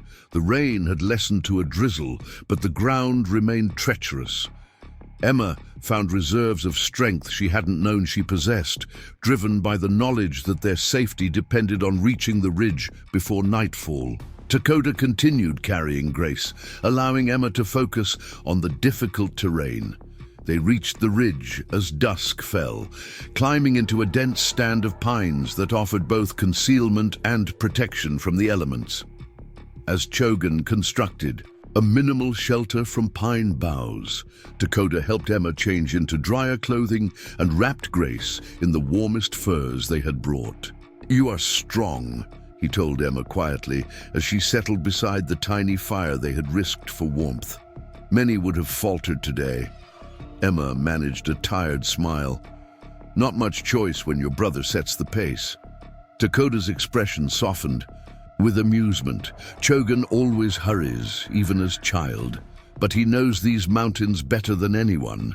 If he says we must reach certain place, there is reason. The reason became apparent in the middle of the night, when sounds of movement woke them. Men's voices, the jingle of equipment, horses' hooves on stone. From their elevated position, they could see torches moving along the very path they had. Abandoned earlier that day, soldiers, a patrol of perhaps 8 men, following their trail until the rain had obscured it. Emma clutched Grace tighter, fear constricting her throat as she watched the lights moving below. Beside her, Dakota and Chogan had knocked arrows, ready to defend if discovered, though the outcome of such a confrontation was grimly predictable. For nearly an hour they remained frozen in tense silence as the patrol searched the area. Emma hardly dared breathe, terrified that Grace might wake and cry out. Finally, the soldiers moved away, continuing along the valley path toward the east. "They search for larger group," Chogan whispered when the lights had disappeared from view, not expecting just 2 men with woman and child. The close call left Emma shaken, but also more determined. They were committed to this path now. There could be no turning back, no reconsidering the choice they had made. The outside world had reminded them of its hostility, reinforcing the necessity of reaching the relative safety of the Cherokee town. The third day of travel brought more favorable conditions, clear skies, drier ground, and no further signs of soldiers. They made good progress through high mountain forests that Chogan clearly knew intimately. He pointed out landmarks intelligible only to those who understood the land as he did.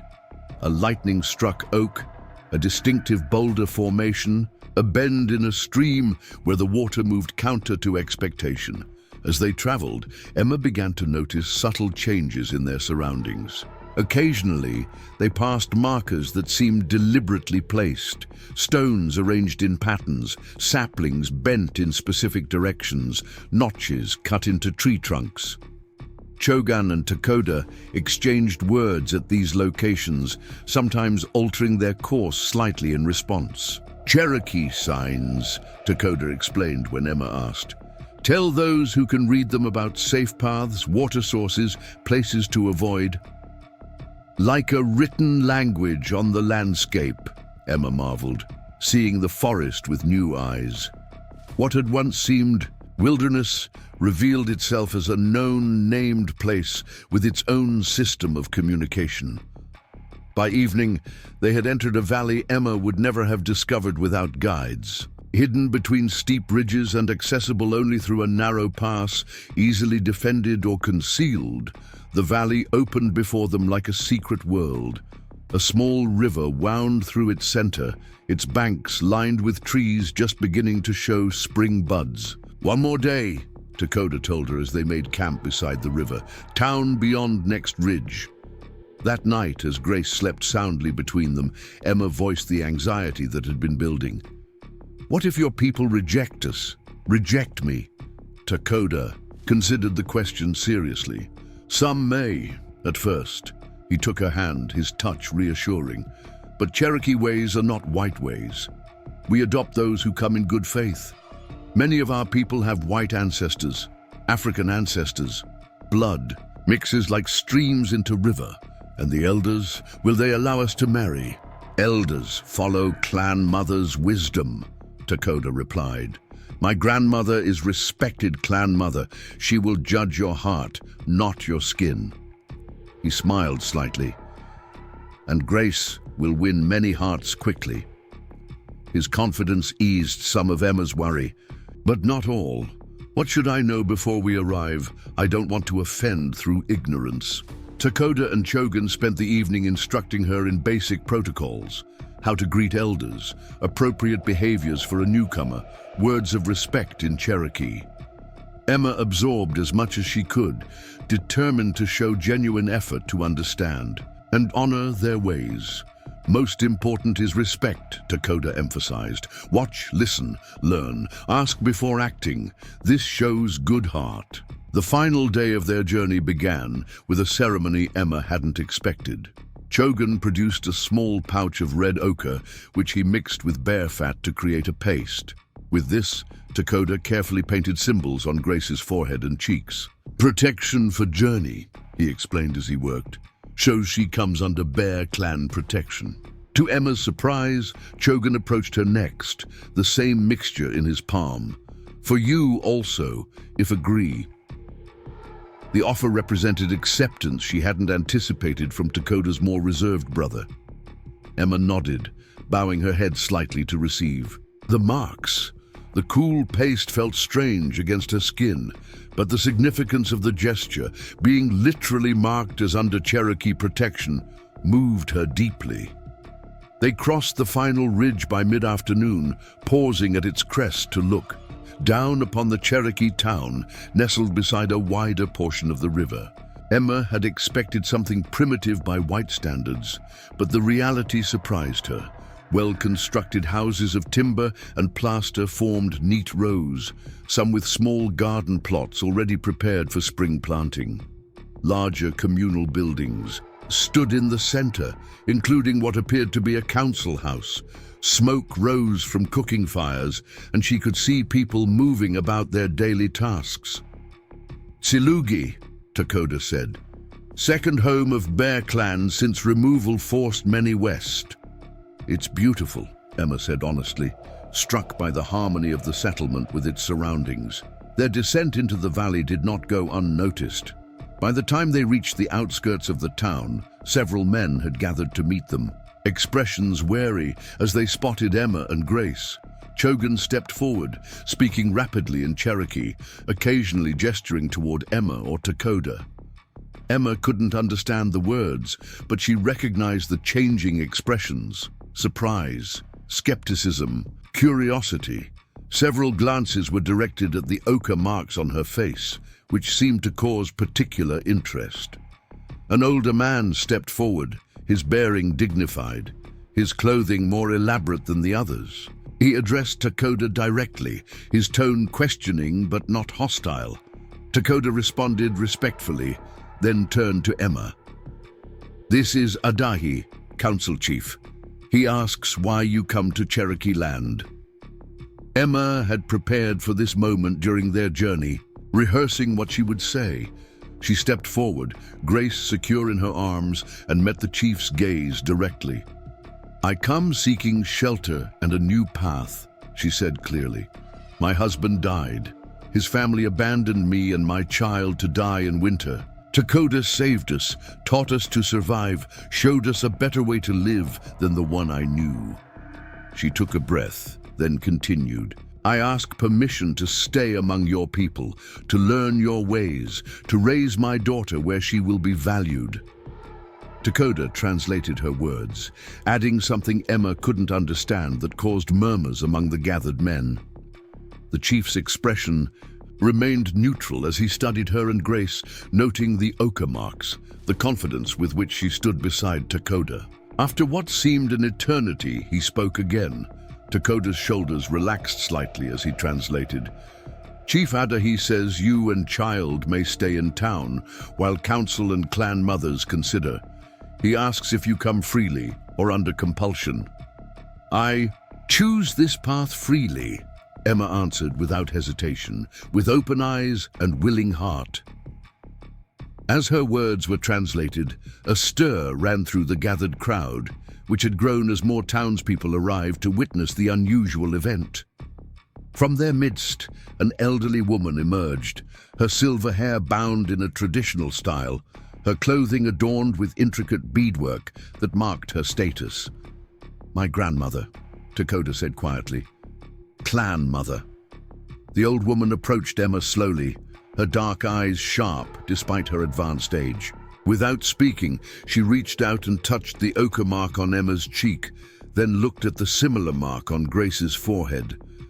Her gaze traveled to Dakota, communicating something Emma couldn't interpret, before returning to study Grace more closely. Finally, she spoke, her voice strong despite her years. Dakota listened with evident respect, then translated for Emma.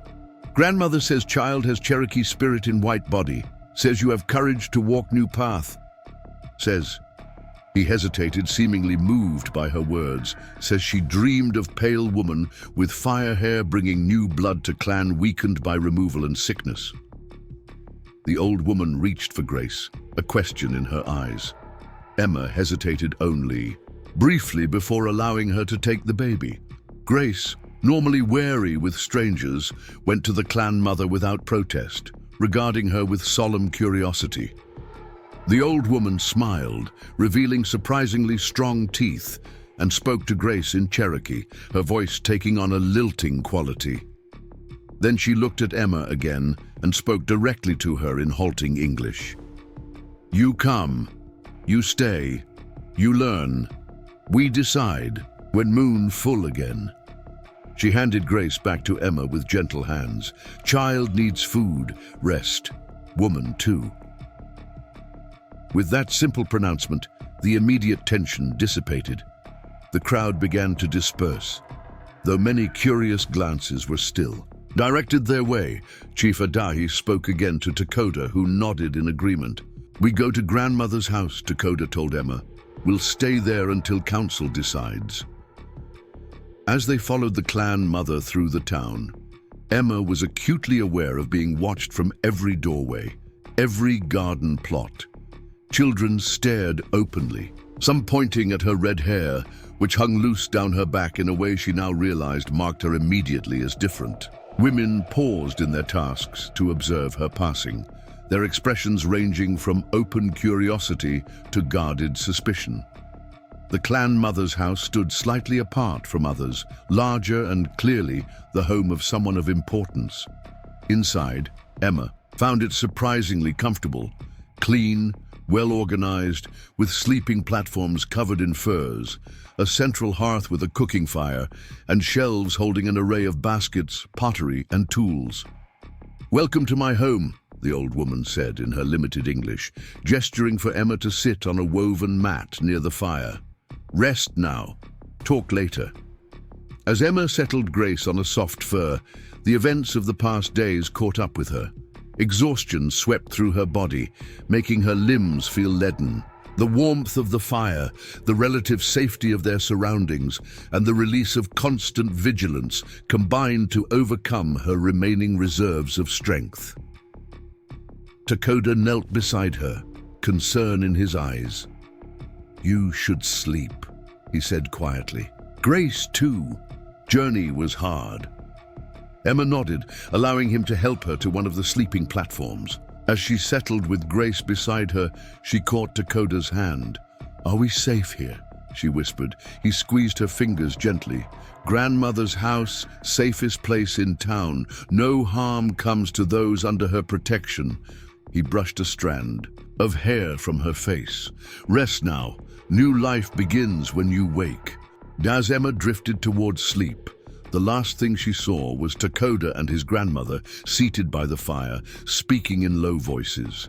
Planning, she suspected, how to integrate this unexpected white woman and her child into the life of a people who had every reason to reject them. Yet the old woman had welcomed them, had seemed to expect them. "New blood for the clan," she had said. Perhaps their arrival represented hope rather than disruption, a sign that life would continue despite the tragedies that had befallen the Cherokee people. With that comforting thought, Emma surrendered to exhaustion, Grace warm against her side. The gentle murmur of Cherokee voices, a surprising lullaby in this place, so far from where her journey had begun. The council house stood at the center of Silugi, its circular shape symbolizing the unity and continuity of Cherokee governance. Emma stood outside, her heart pounding as she awaited the summons to enter. Grace was nestled securely in a cradleboard the dolly had crafted for her, decorated with protective symbols and lined with the softest rabbit fur. The morning air carried a chill, but Emma barely noticed, too focused on what lay ahead. Dakota approached, dressed more formally than she had ever seen him. His hair was bound with an intricate tie adorned with bear claws, marking his clan affiliation. He wore a finely crafted tunic with symbols Emma didn't yet understand, and his face was painted with red ochre in a pattern different from what Chogan had applied during their journey. "You are ready?" he asked, his voice calm though his eyes revealed concern. Emma smoothed the front of the dress Kimi had provided, touching the small pouch of sacred tobacco that Atsila had instructed her to present to the council as a sign of respect. "As ready as I can be," she replied honestly. Dakota nodded, his gaze softening as it moved to Grace. "Council will ask many questions. Answer with truth, always. Cherokee value honest words more than pleasant words." Before Emma could respond, drums began to sound from within the council house, a rhythmic heartbeat calling the town to witness. Atsila appeared at Emma's side, her ancient face solemn beneath her ceremonial headdress. "Come," she said simply. "Council waits."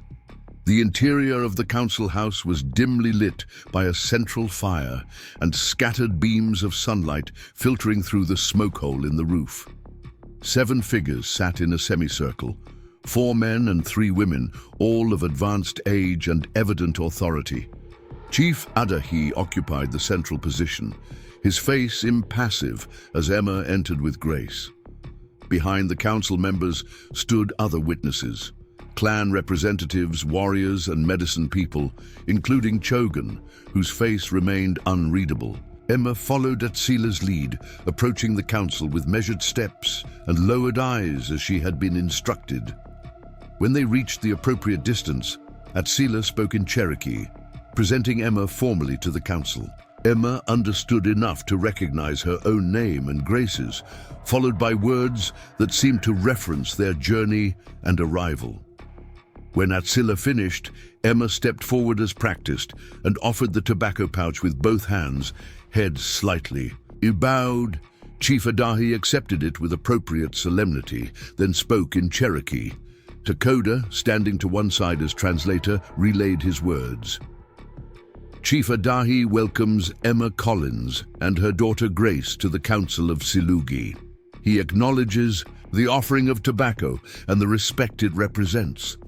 Dakota paused as the chief continued.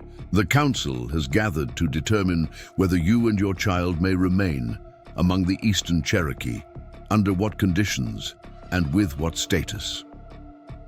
Emma nodded her understanding, trying to project calm despite the gravity of the moment. Everything hinged on the next hours, her future, Grace's future, and whatever might be possible with Dakota. A woman to Adahi's right spoke next, her silver hair and dignified bearing marking her as another clan mother. Dakota translated, "Grandmother, Galilahi asks why a white woman would choose to live among those her people have persecuted. She asks what you seek here that you cannot find among your own kind." The directness of the question was startling, but not unfair. Emma took a deep breath, remembering Dakota's advice to speak with honesty rather than diplomacy. "I seek what every mother wants for her child, safety, acceptance, and the chance to grow into her full potential," Emma said, her voice growing stronger as she continued. "My husband's death revealed the fragility of my position in white society. As a widow with no sons, I became a burden to be discarded when convenient. My own people abandoned me and my daughter to die." She met Grandmother Galilahi's gaze directly. "Among the Cherokee, I have found kindness where I expected none, wisdom where I was taught to see only savagery, and a path forward where all other doors had closed." As Dakota translated, Emma saw subtle reactions among the council members. An approving nod from one, a skeptical frown from another. Atsila stood nearby, her presence reassuring even in silence. The questioning continued for what felt like hours. Each council member posed challenges that probed Emma's motivations, tested her understanding of what she was asking, and examined her willingness to truly adapt to Cherokee ways, rather than expecting accommodation of her own customs. "How will you contribute to our town?" asked a male elder, whose name Emma understood to be Wahali. "What skills do you bring?" "I know farming," Emma replied. "I can sow, preserve foods, tend livestock, and I learn quickly. I ask to be taught your ways of medicine, your language, whatever skills will allow me to contribute fully." Another elder, a woman with intricate tattoos on her hands, spoke next. "And the child, will you teach her to be Cherokee or white? When she grows, which path will you choose for her?" The question struck at Emma's deepest uncertainty. She glanced at Grace, sleeping peacefully in her cradleboard, unaware of the forces shaping her future. "I would teach her both histories, the truth of her birth and the gift of her adoption into your people if you grant it. I believe Grace belongs wherever she is valued for herself, not judged by her origins." Emma paused, then added what she truly believed. "I think she can be a bridge between worlds that have known too much hatred." The council members conferred quietly among themselves after this response. Emma caught Dakota's eye, seeking reassurance. His slight nod bolstered her courage as Chief Adai posed the most difficult question yet. "Dakota of the Bear Clan has indicated his wish to take you as wife according to Cherokee law. Do you understand what this means?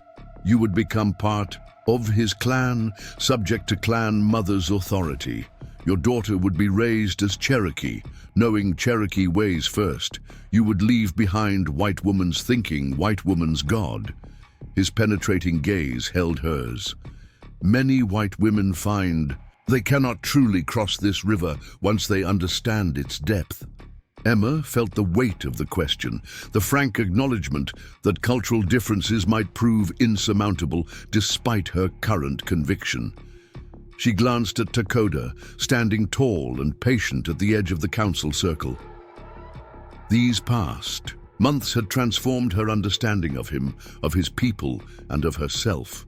What had begun as desperate gratitude had evolved into respect, then affection, then something deeper she was only beginning to name.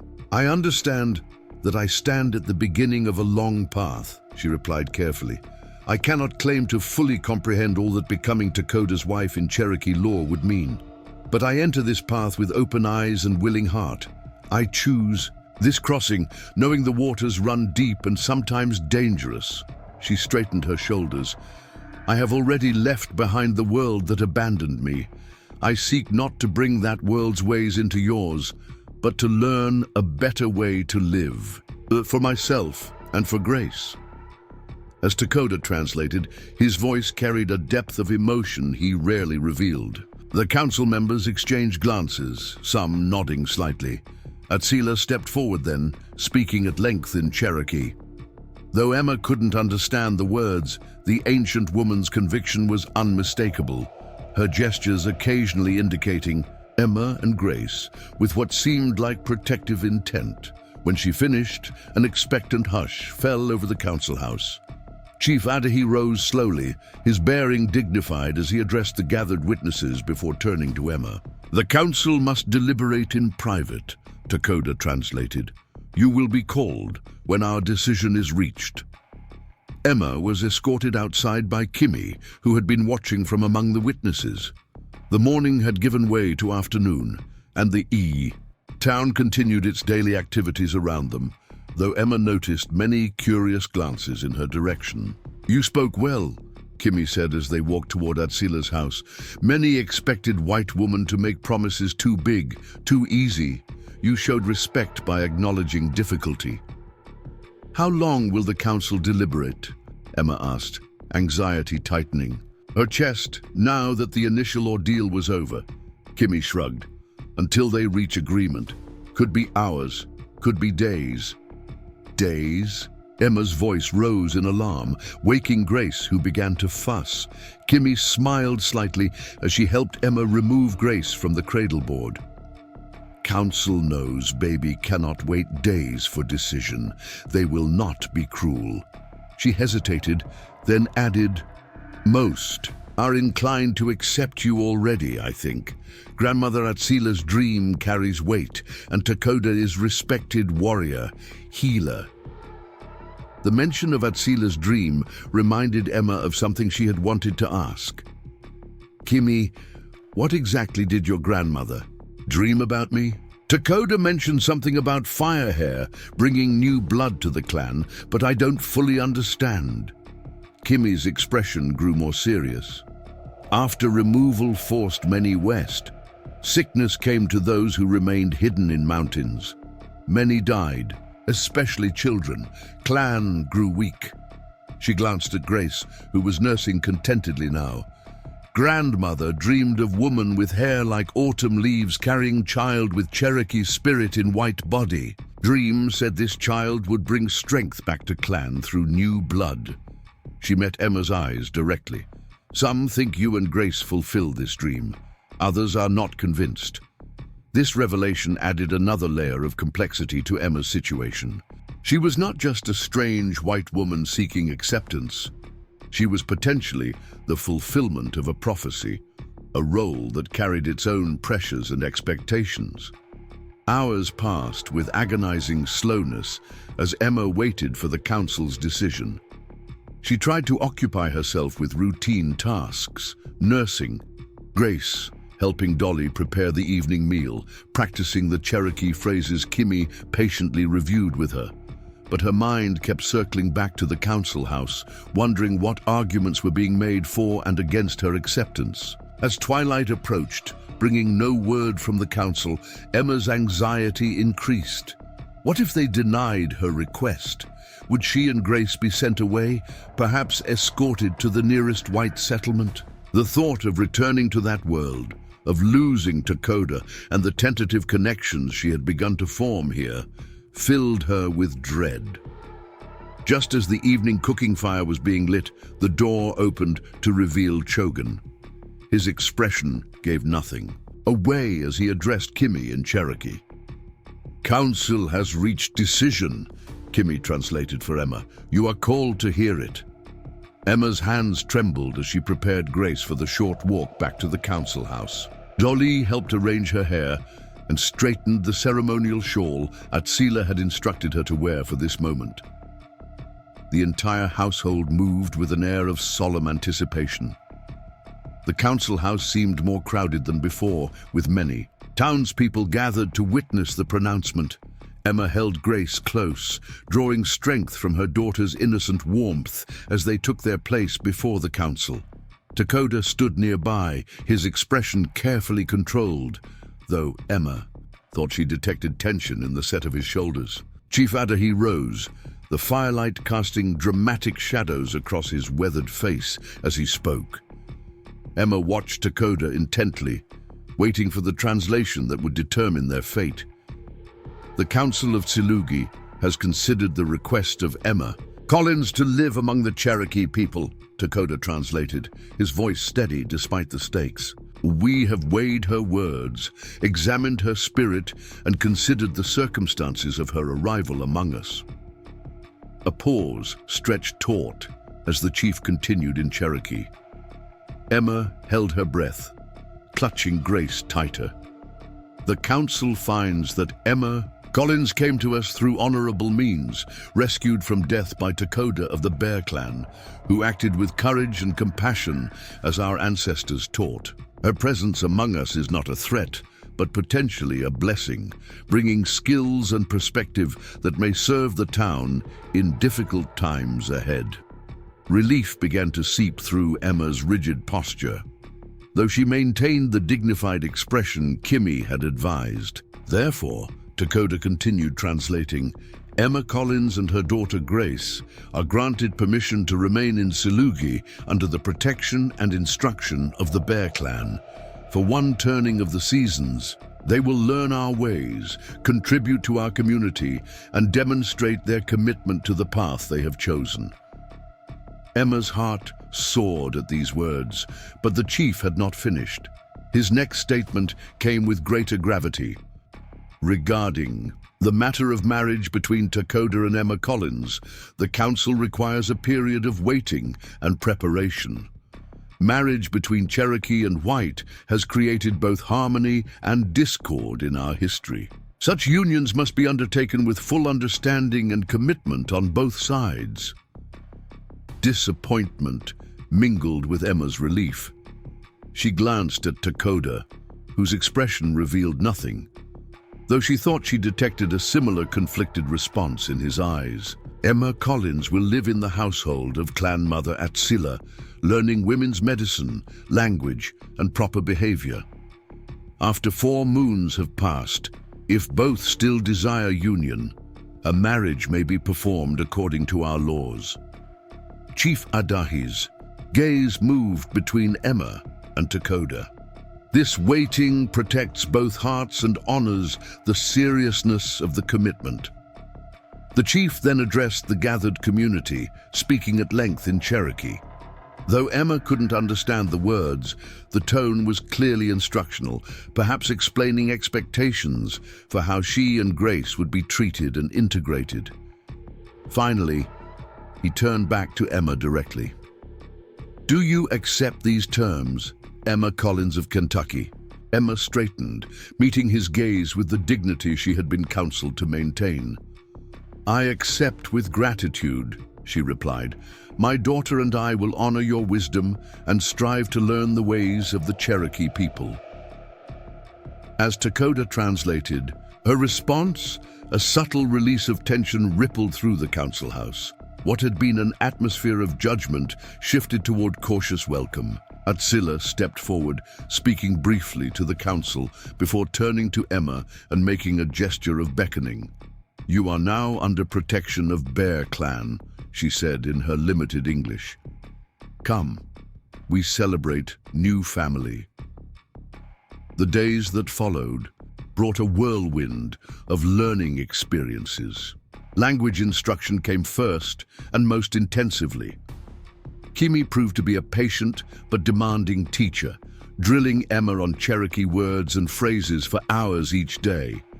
Grace absorbed the sounds naturally, as infants do, sometimes cooing back approximations that delighted the household. Practical skills followed close behind language lessons. Emma's days quickly filled with activities that stretched from dawn to dusk, grinding corn with traditional stones, learning to distinguish between similar-looking plants with vastly different properties, practicing the precise movements needed to weave river cane into baskets tight enough to hold water. Some skills transferred easily from her previous life. Her knowledge of farming translated well to the Cherokee methods of cultivation, though she had much to learn about their sophisticated understanding of companion planting and soil management. Her experience with needlework gave her an advantage in learning to create and decorate clothing, though the materials and techniques differed significantly. Other lessons proved more challenging. The spiritual foundations of Cherokee medicine were entirely foreign to her background, requiring her to open her mind to different ways of understanding the relationship between humans, plants, animals, and the broader world. "Great Spirit and your God not so different," Atsila explained during one particularly difficult lesson about prayer offerings. "Both created world, both gave plants for healing. Both ask humans to live with good heart." She fixed Emma with a knowing look. "Different trails, same mountain." This simple wisdom became a touchstone for Emma as she navigated between worldviews. Rather than abandoning her previous beliefs entirely, she began to find connections and complementary understandings that enriched rather than conflicted. Grace thrived in the communal environment of Cherokee child-rearing. Unlike in white settlements, where infants were largely confined to their mother's care, Cherokee children belonged to the entire clan. Women took turns watching the community's children, allowing mothers to participate in necessary work while ensuring little ones received constant attention and stimulation. "Takes whole town to raise strong child," Atsila observed, as Emma marveled at this system. "One mother gets tired, makes mistakes. Many mothers share wisdom, share work." As promised, Emma saw Takoda regularly, but always in appropriate contexts. At community gatherings, during ceremonial occasions, or during his proper visits to his grandmother's household. These encounters were both sweet and torturous, allowing them to witness each other's integration into community life while maintaining the mandated distance.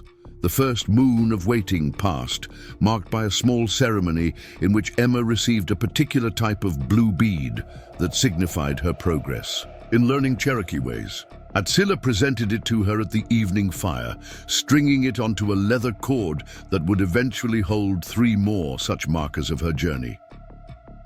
"One step on long path," the clan mother said, as the community witnessed the presentation. First, moon shows willing heart. Emma wore the single bead proudly, understanding its significance extended beyond mere decoration.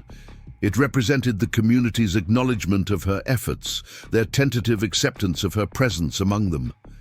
By the 3rd moon, Emma had received 2 more beads, each representing her growing integration into Cherokee life. She had progressed beyond basic survival skills to genuine cultural understanding, speaking Cherokee with growing confidence, contributing meaningful work to community projects, and even beginning to assist Atsila with simpler healing preparations. As the 4th moon of waiting began, preparations started for the marriage ceremony that would follow.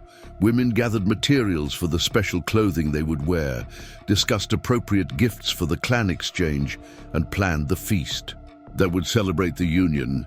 Emma found herself included in these preparations with increasing naturalness, no longer treated as an outsider to be instructed, but as a participant with her own contributions to make. When she suggested incorporating a small element from her birth culture, braiding dried wheat into the ceremonial corn decoration as a symbol of bringing together 2 traditions, the idea was considered thoughtfully and ultimately accepted.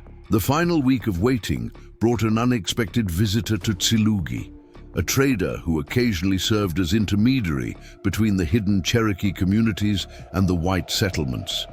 His arrival caused immediate tension, as any outside contact carried risk of revealing their location to government forces still attempting to remove remaining Cherokee to Western territories. When the trader was finally permitted to display his goods in the central gathering area, Emma attended with Kimmy, both to assist with English communications if needed, and to purchase needle and thread that remained superior in quality to those produced locally. As they approached the trader's display, the man's eyes widened in evident shock. "Well, I'll be damned," he exclaimed, staring openly at Emma. "You're white. What in God's name are you doing here, ma'am? Are you being held against your will?" The blunt question, delivered in English, drew immediate attention from those nearby. Emma responded clearly in Cherokee before switching to English, ensuring everyone understood her position. "I am here by choice," she told the trader firmly. "These people saved my life and my daughter's when we were abandoned in winter. They have become my family." The trader looked skeptical, his gaze moving from Emma's Cherokee-style dress to her unmistakably Caucasian features. "Ma'am, if you need assistance returning to civilization, I could arrange—" "I am exactly where I choose to be," Emma interrupted, her voice carrying enough for all witnesses to hear. "This is my home now. These are my people, and I would appreciate you respecting that fact." Her unequivocal declaration silenced the trader momentarily. He glanced around at the watching Cherokee, noting their protective stances and proud expressions. "Well," he finally said, lowering his voice, Can't say I understand it, but it's not my place to judge. Though you should know, there's talk in the settlements about a white woman gone missing with her baby last winter. Collins, I think the name was. Man named Robert's been asking questions of every trader and trapper coming through. Emma's heart stuttered at this information. Robert was looking for her, not out of concern for her welfare surely, but perhaps out of fear for his reputation. What would he do if he discovered she had willingly joined the Cherokee? My choices are my own, she stated firmly, though her hands had begun to tremble. I would appreciate if you would respect my privacy in this matter. The council convened quickly upon hearing this news. Emma explained what the trader had revealed, including her concerns about Robert's possible motivations and actions if he discovered her whereabouts. This man has right to claim child, Chief Adahy asked, the question translated by Takoda, whose face had hardened at the mention of Robert's inquiries. Emma shook her head firmly. Under white law, as her mother, I am Grace's natural guardian, unless proven unfit. Robert has no claim except through false accusations. She straightened her shoulders. And even if he tried to assert one, I would fight it with everything I have. He abandoned us to die. He forfeited any right to concern himself with our welfare. The chief conferred briefly with the other council members before responding. Town must be more careful now. Hunting parties go in different directions. Avoid leaving trails. Trading happens away from valley. He fixed Emma with a direct gaze. You and child stay close to town until marriage ceremony. White brother may search, but will not find what Cherokee wish to hide. The immediate, unquestioning protection offered by the community moved Emma deeply. There was no suggestion that she might be the source of danger and therefore should leave. Instead, the Cherokee adapted their practices to shield her and Grace from a threat they now considered mutual. As the final moon of waiting reached its fullness, Emma received her fourth blue bead in a ceremony attended by most of the town. Atzila's proclamation carried formal weight as she added it to Emma's cord. Fourth moon shows belonging heart, the clan mother announced. Emma Collins has learned our language, our medicines, our ways of living upon the land. She has worked beside Cherokee women, shared both bounty and hardship, raised her daughter to know Cherokee stories. Atzila turned to address the gathered community more directly. Bear Clan accepts her as daughter. Town accepts her as neighbor. Tomorrow, Takoda will take her as wife in Cherokee way. The wedding ceremony took place in a natural clearing beside the river, where flowering dogwoods created a canopy of white blossoms overhead. Takoda stood waiting beside the ceremonial fire, dressed in garments that displayed his status as a warrior and healer of the Bear Clan. When he caught sight of Emma approaching with Grace, walking proudly beside her, his usually composed expression transformed with a joy so evident it brought tears to Emma's eyes. I take you as husband, Emma said in carefully practiced Cherokee, joining my path to yours, my strength to your clan's strength, my daughter to your protection.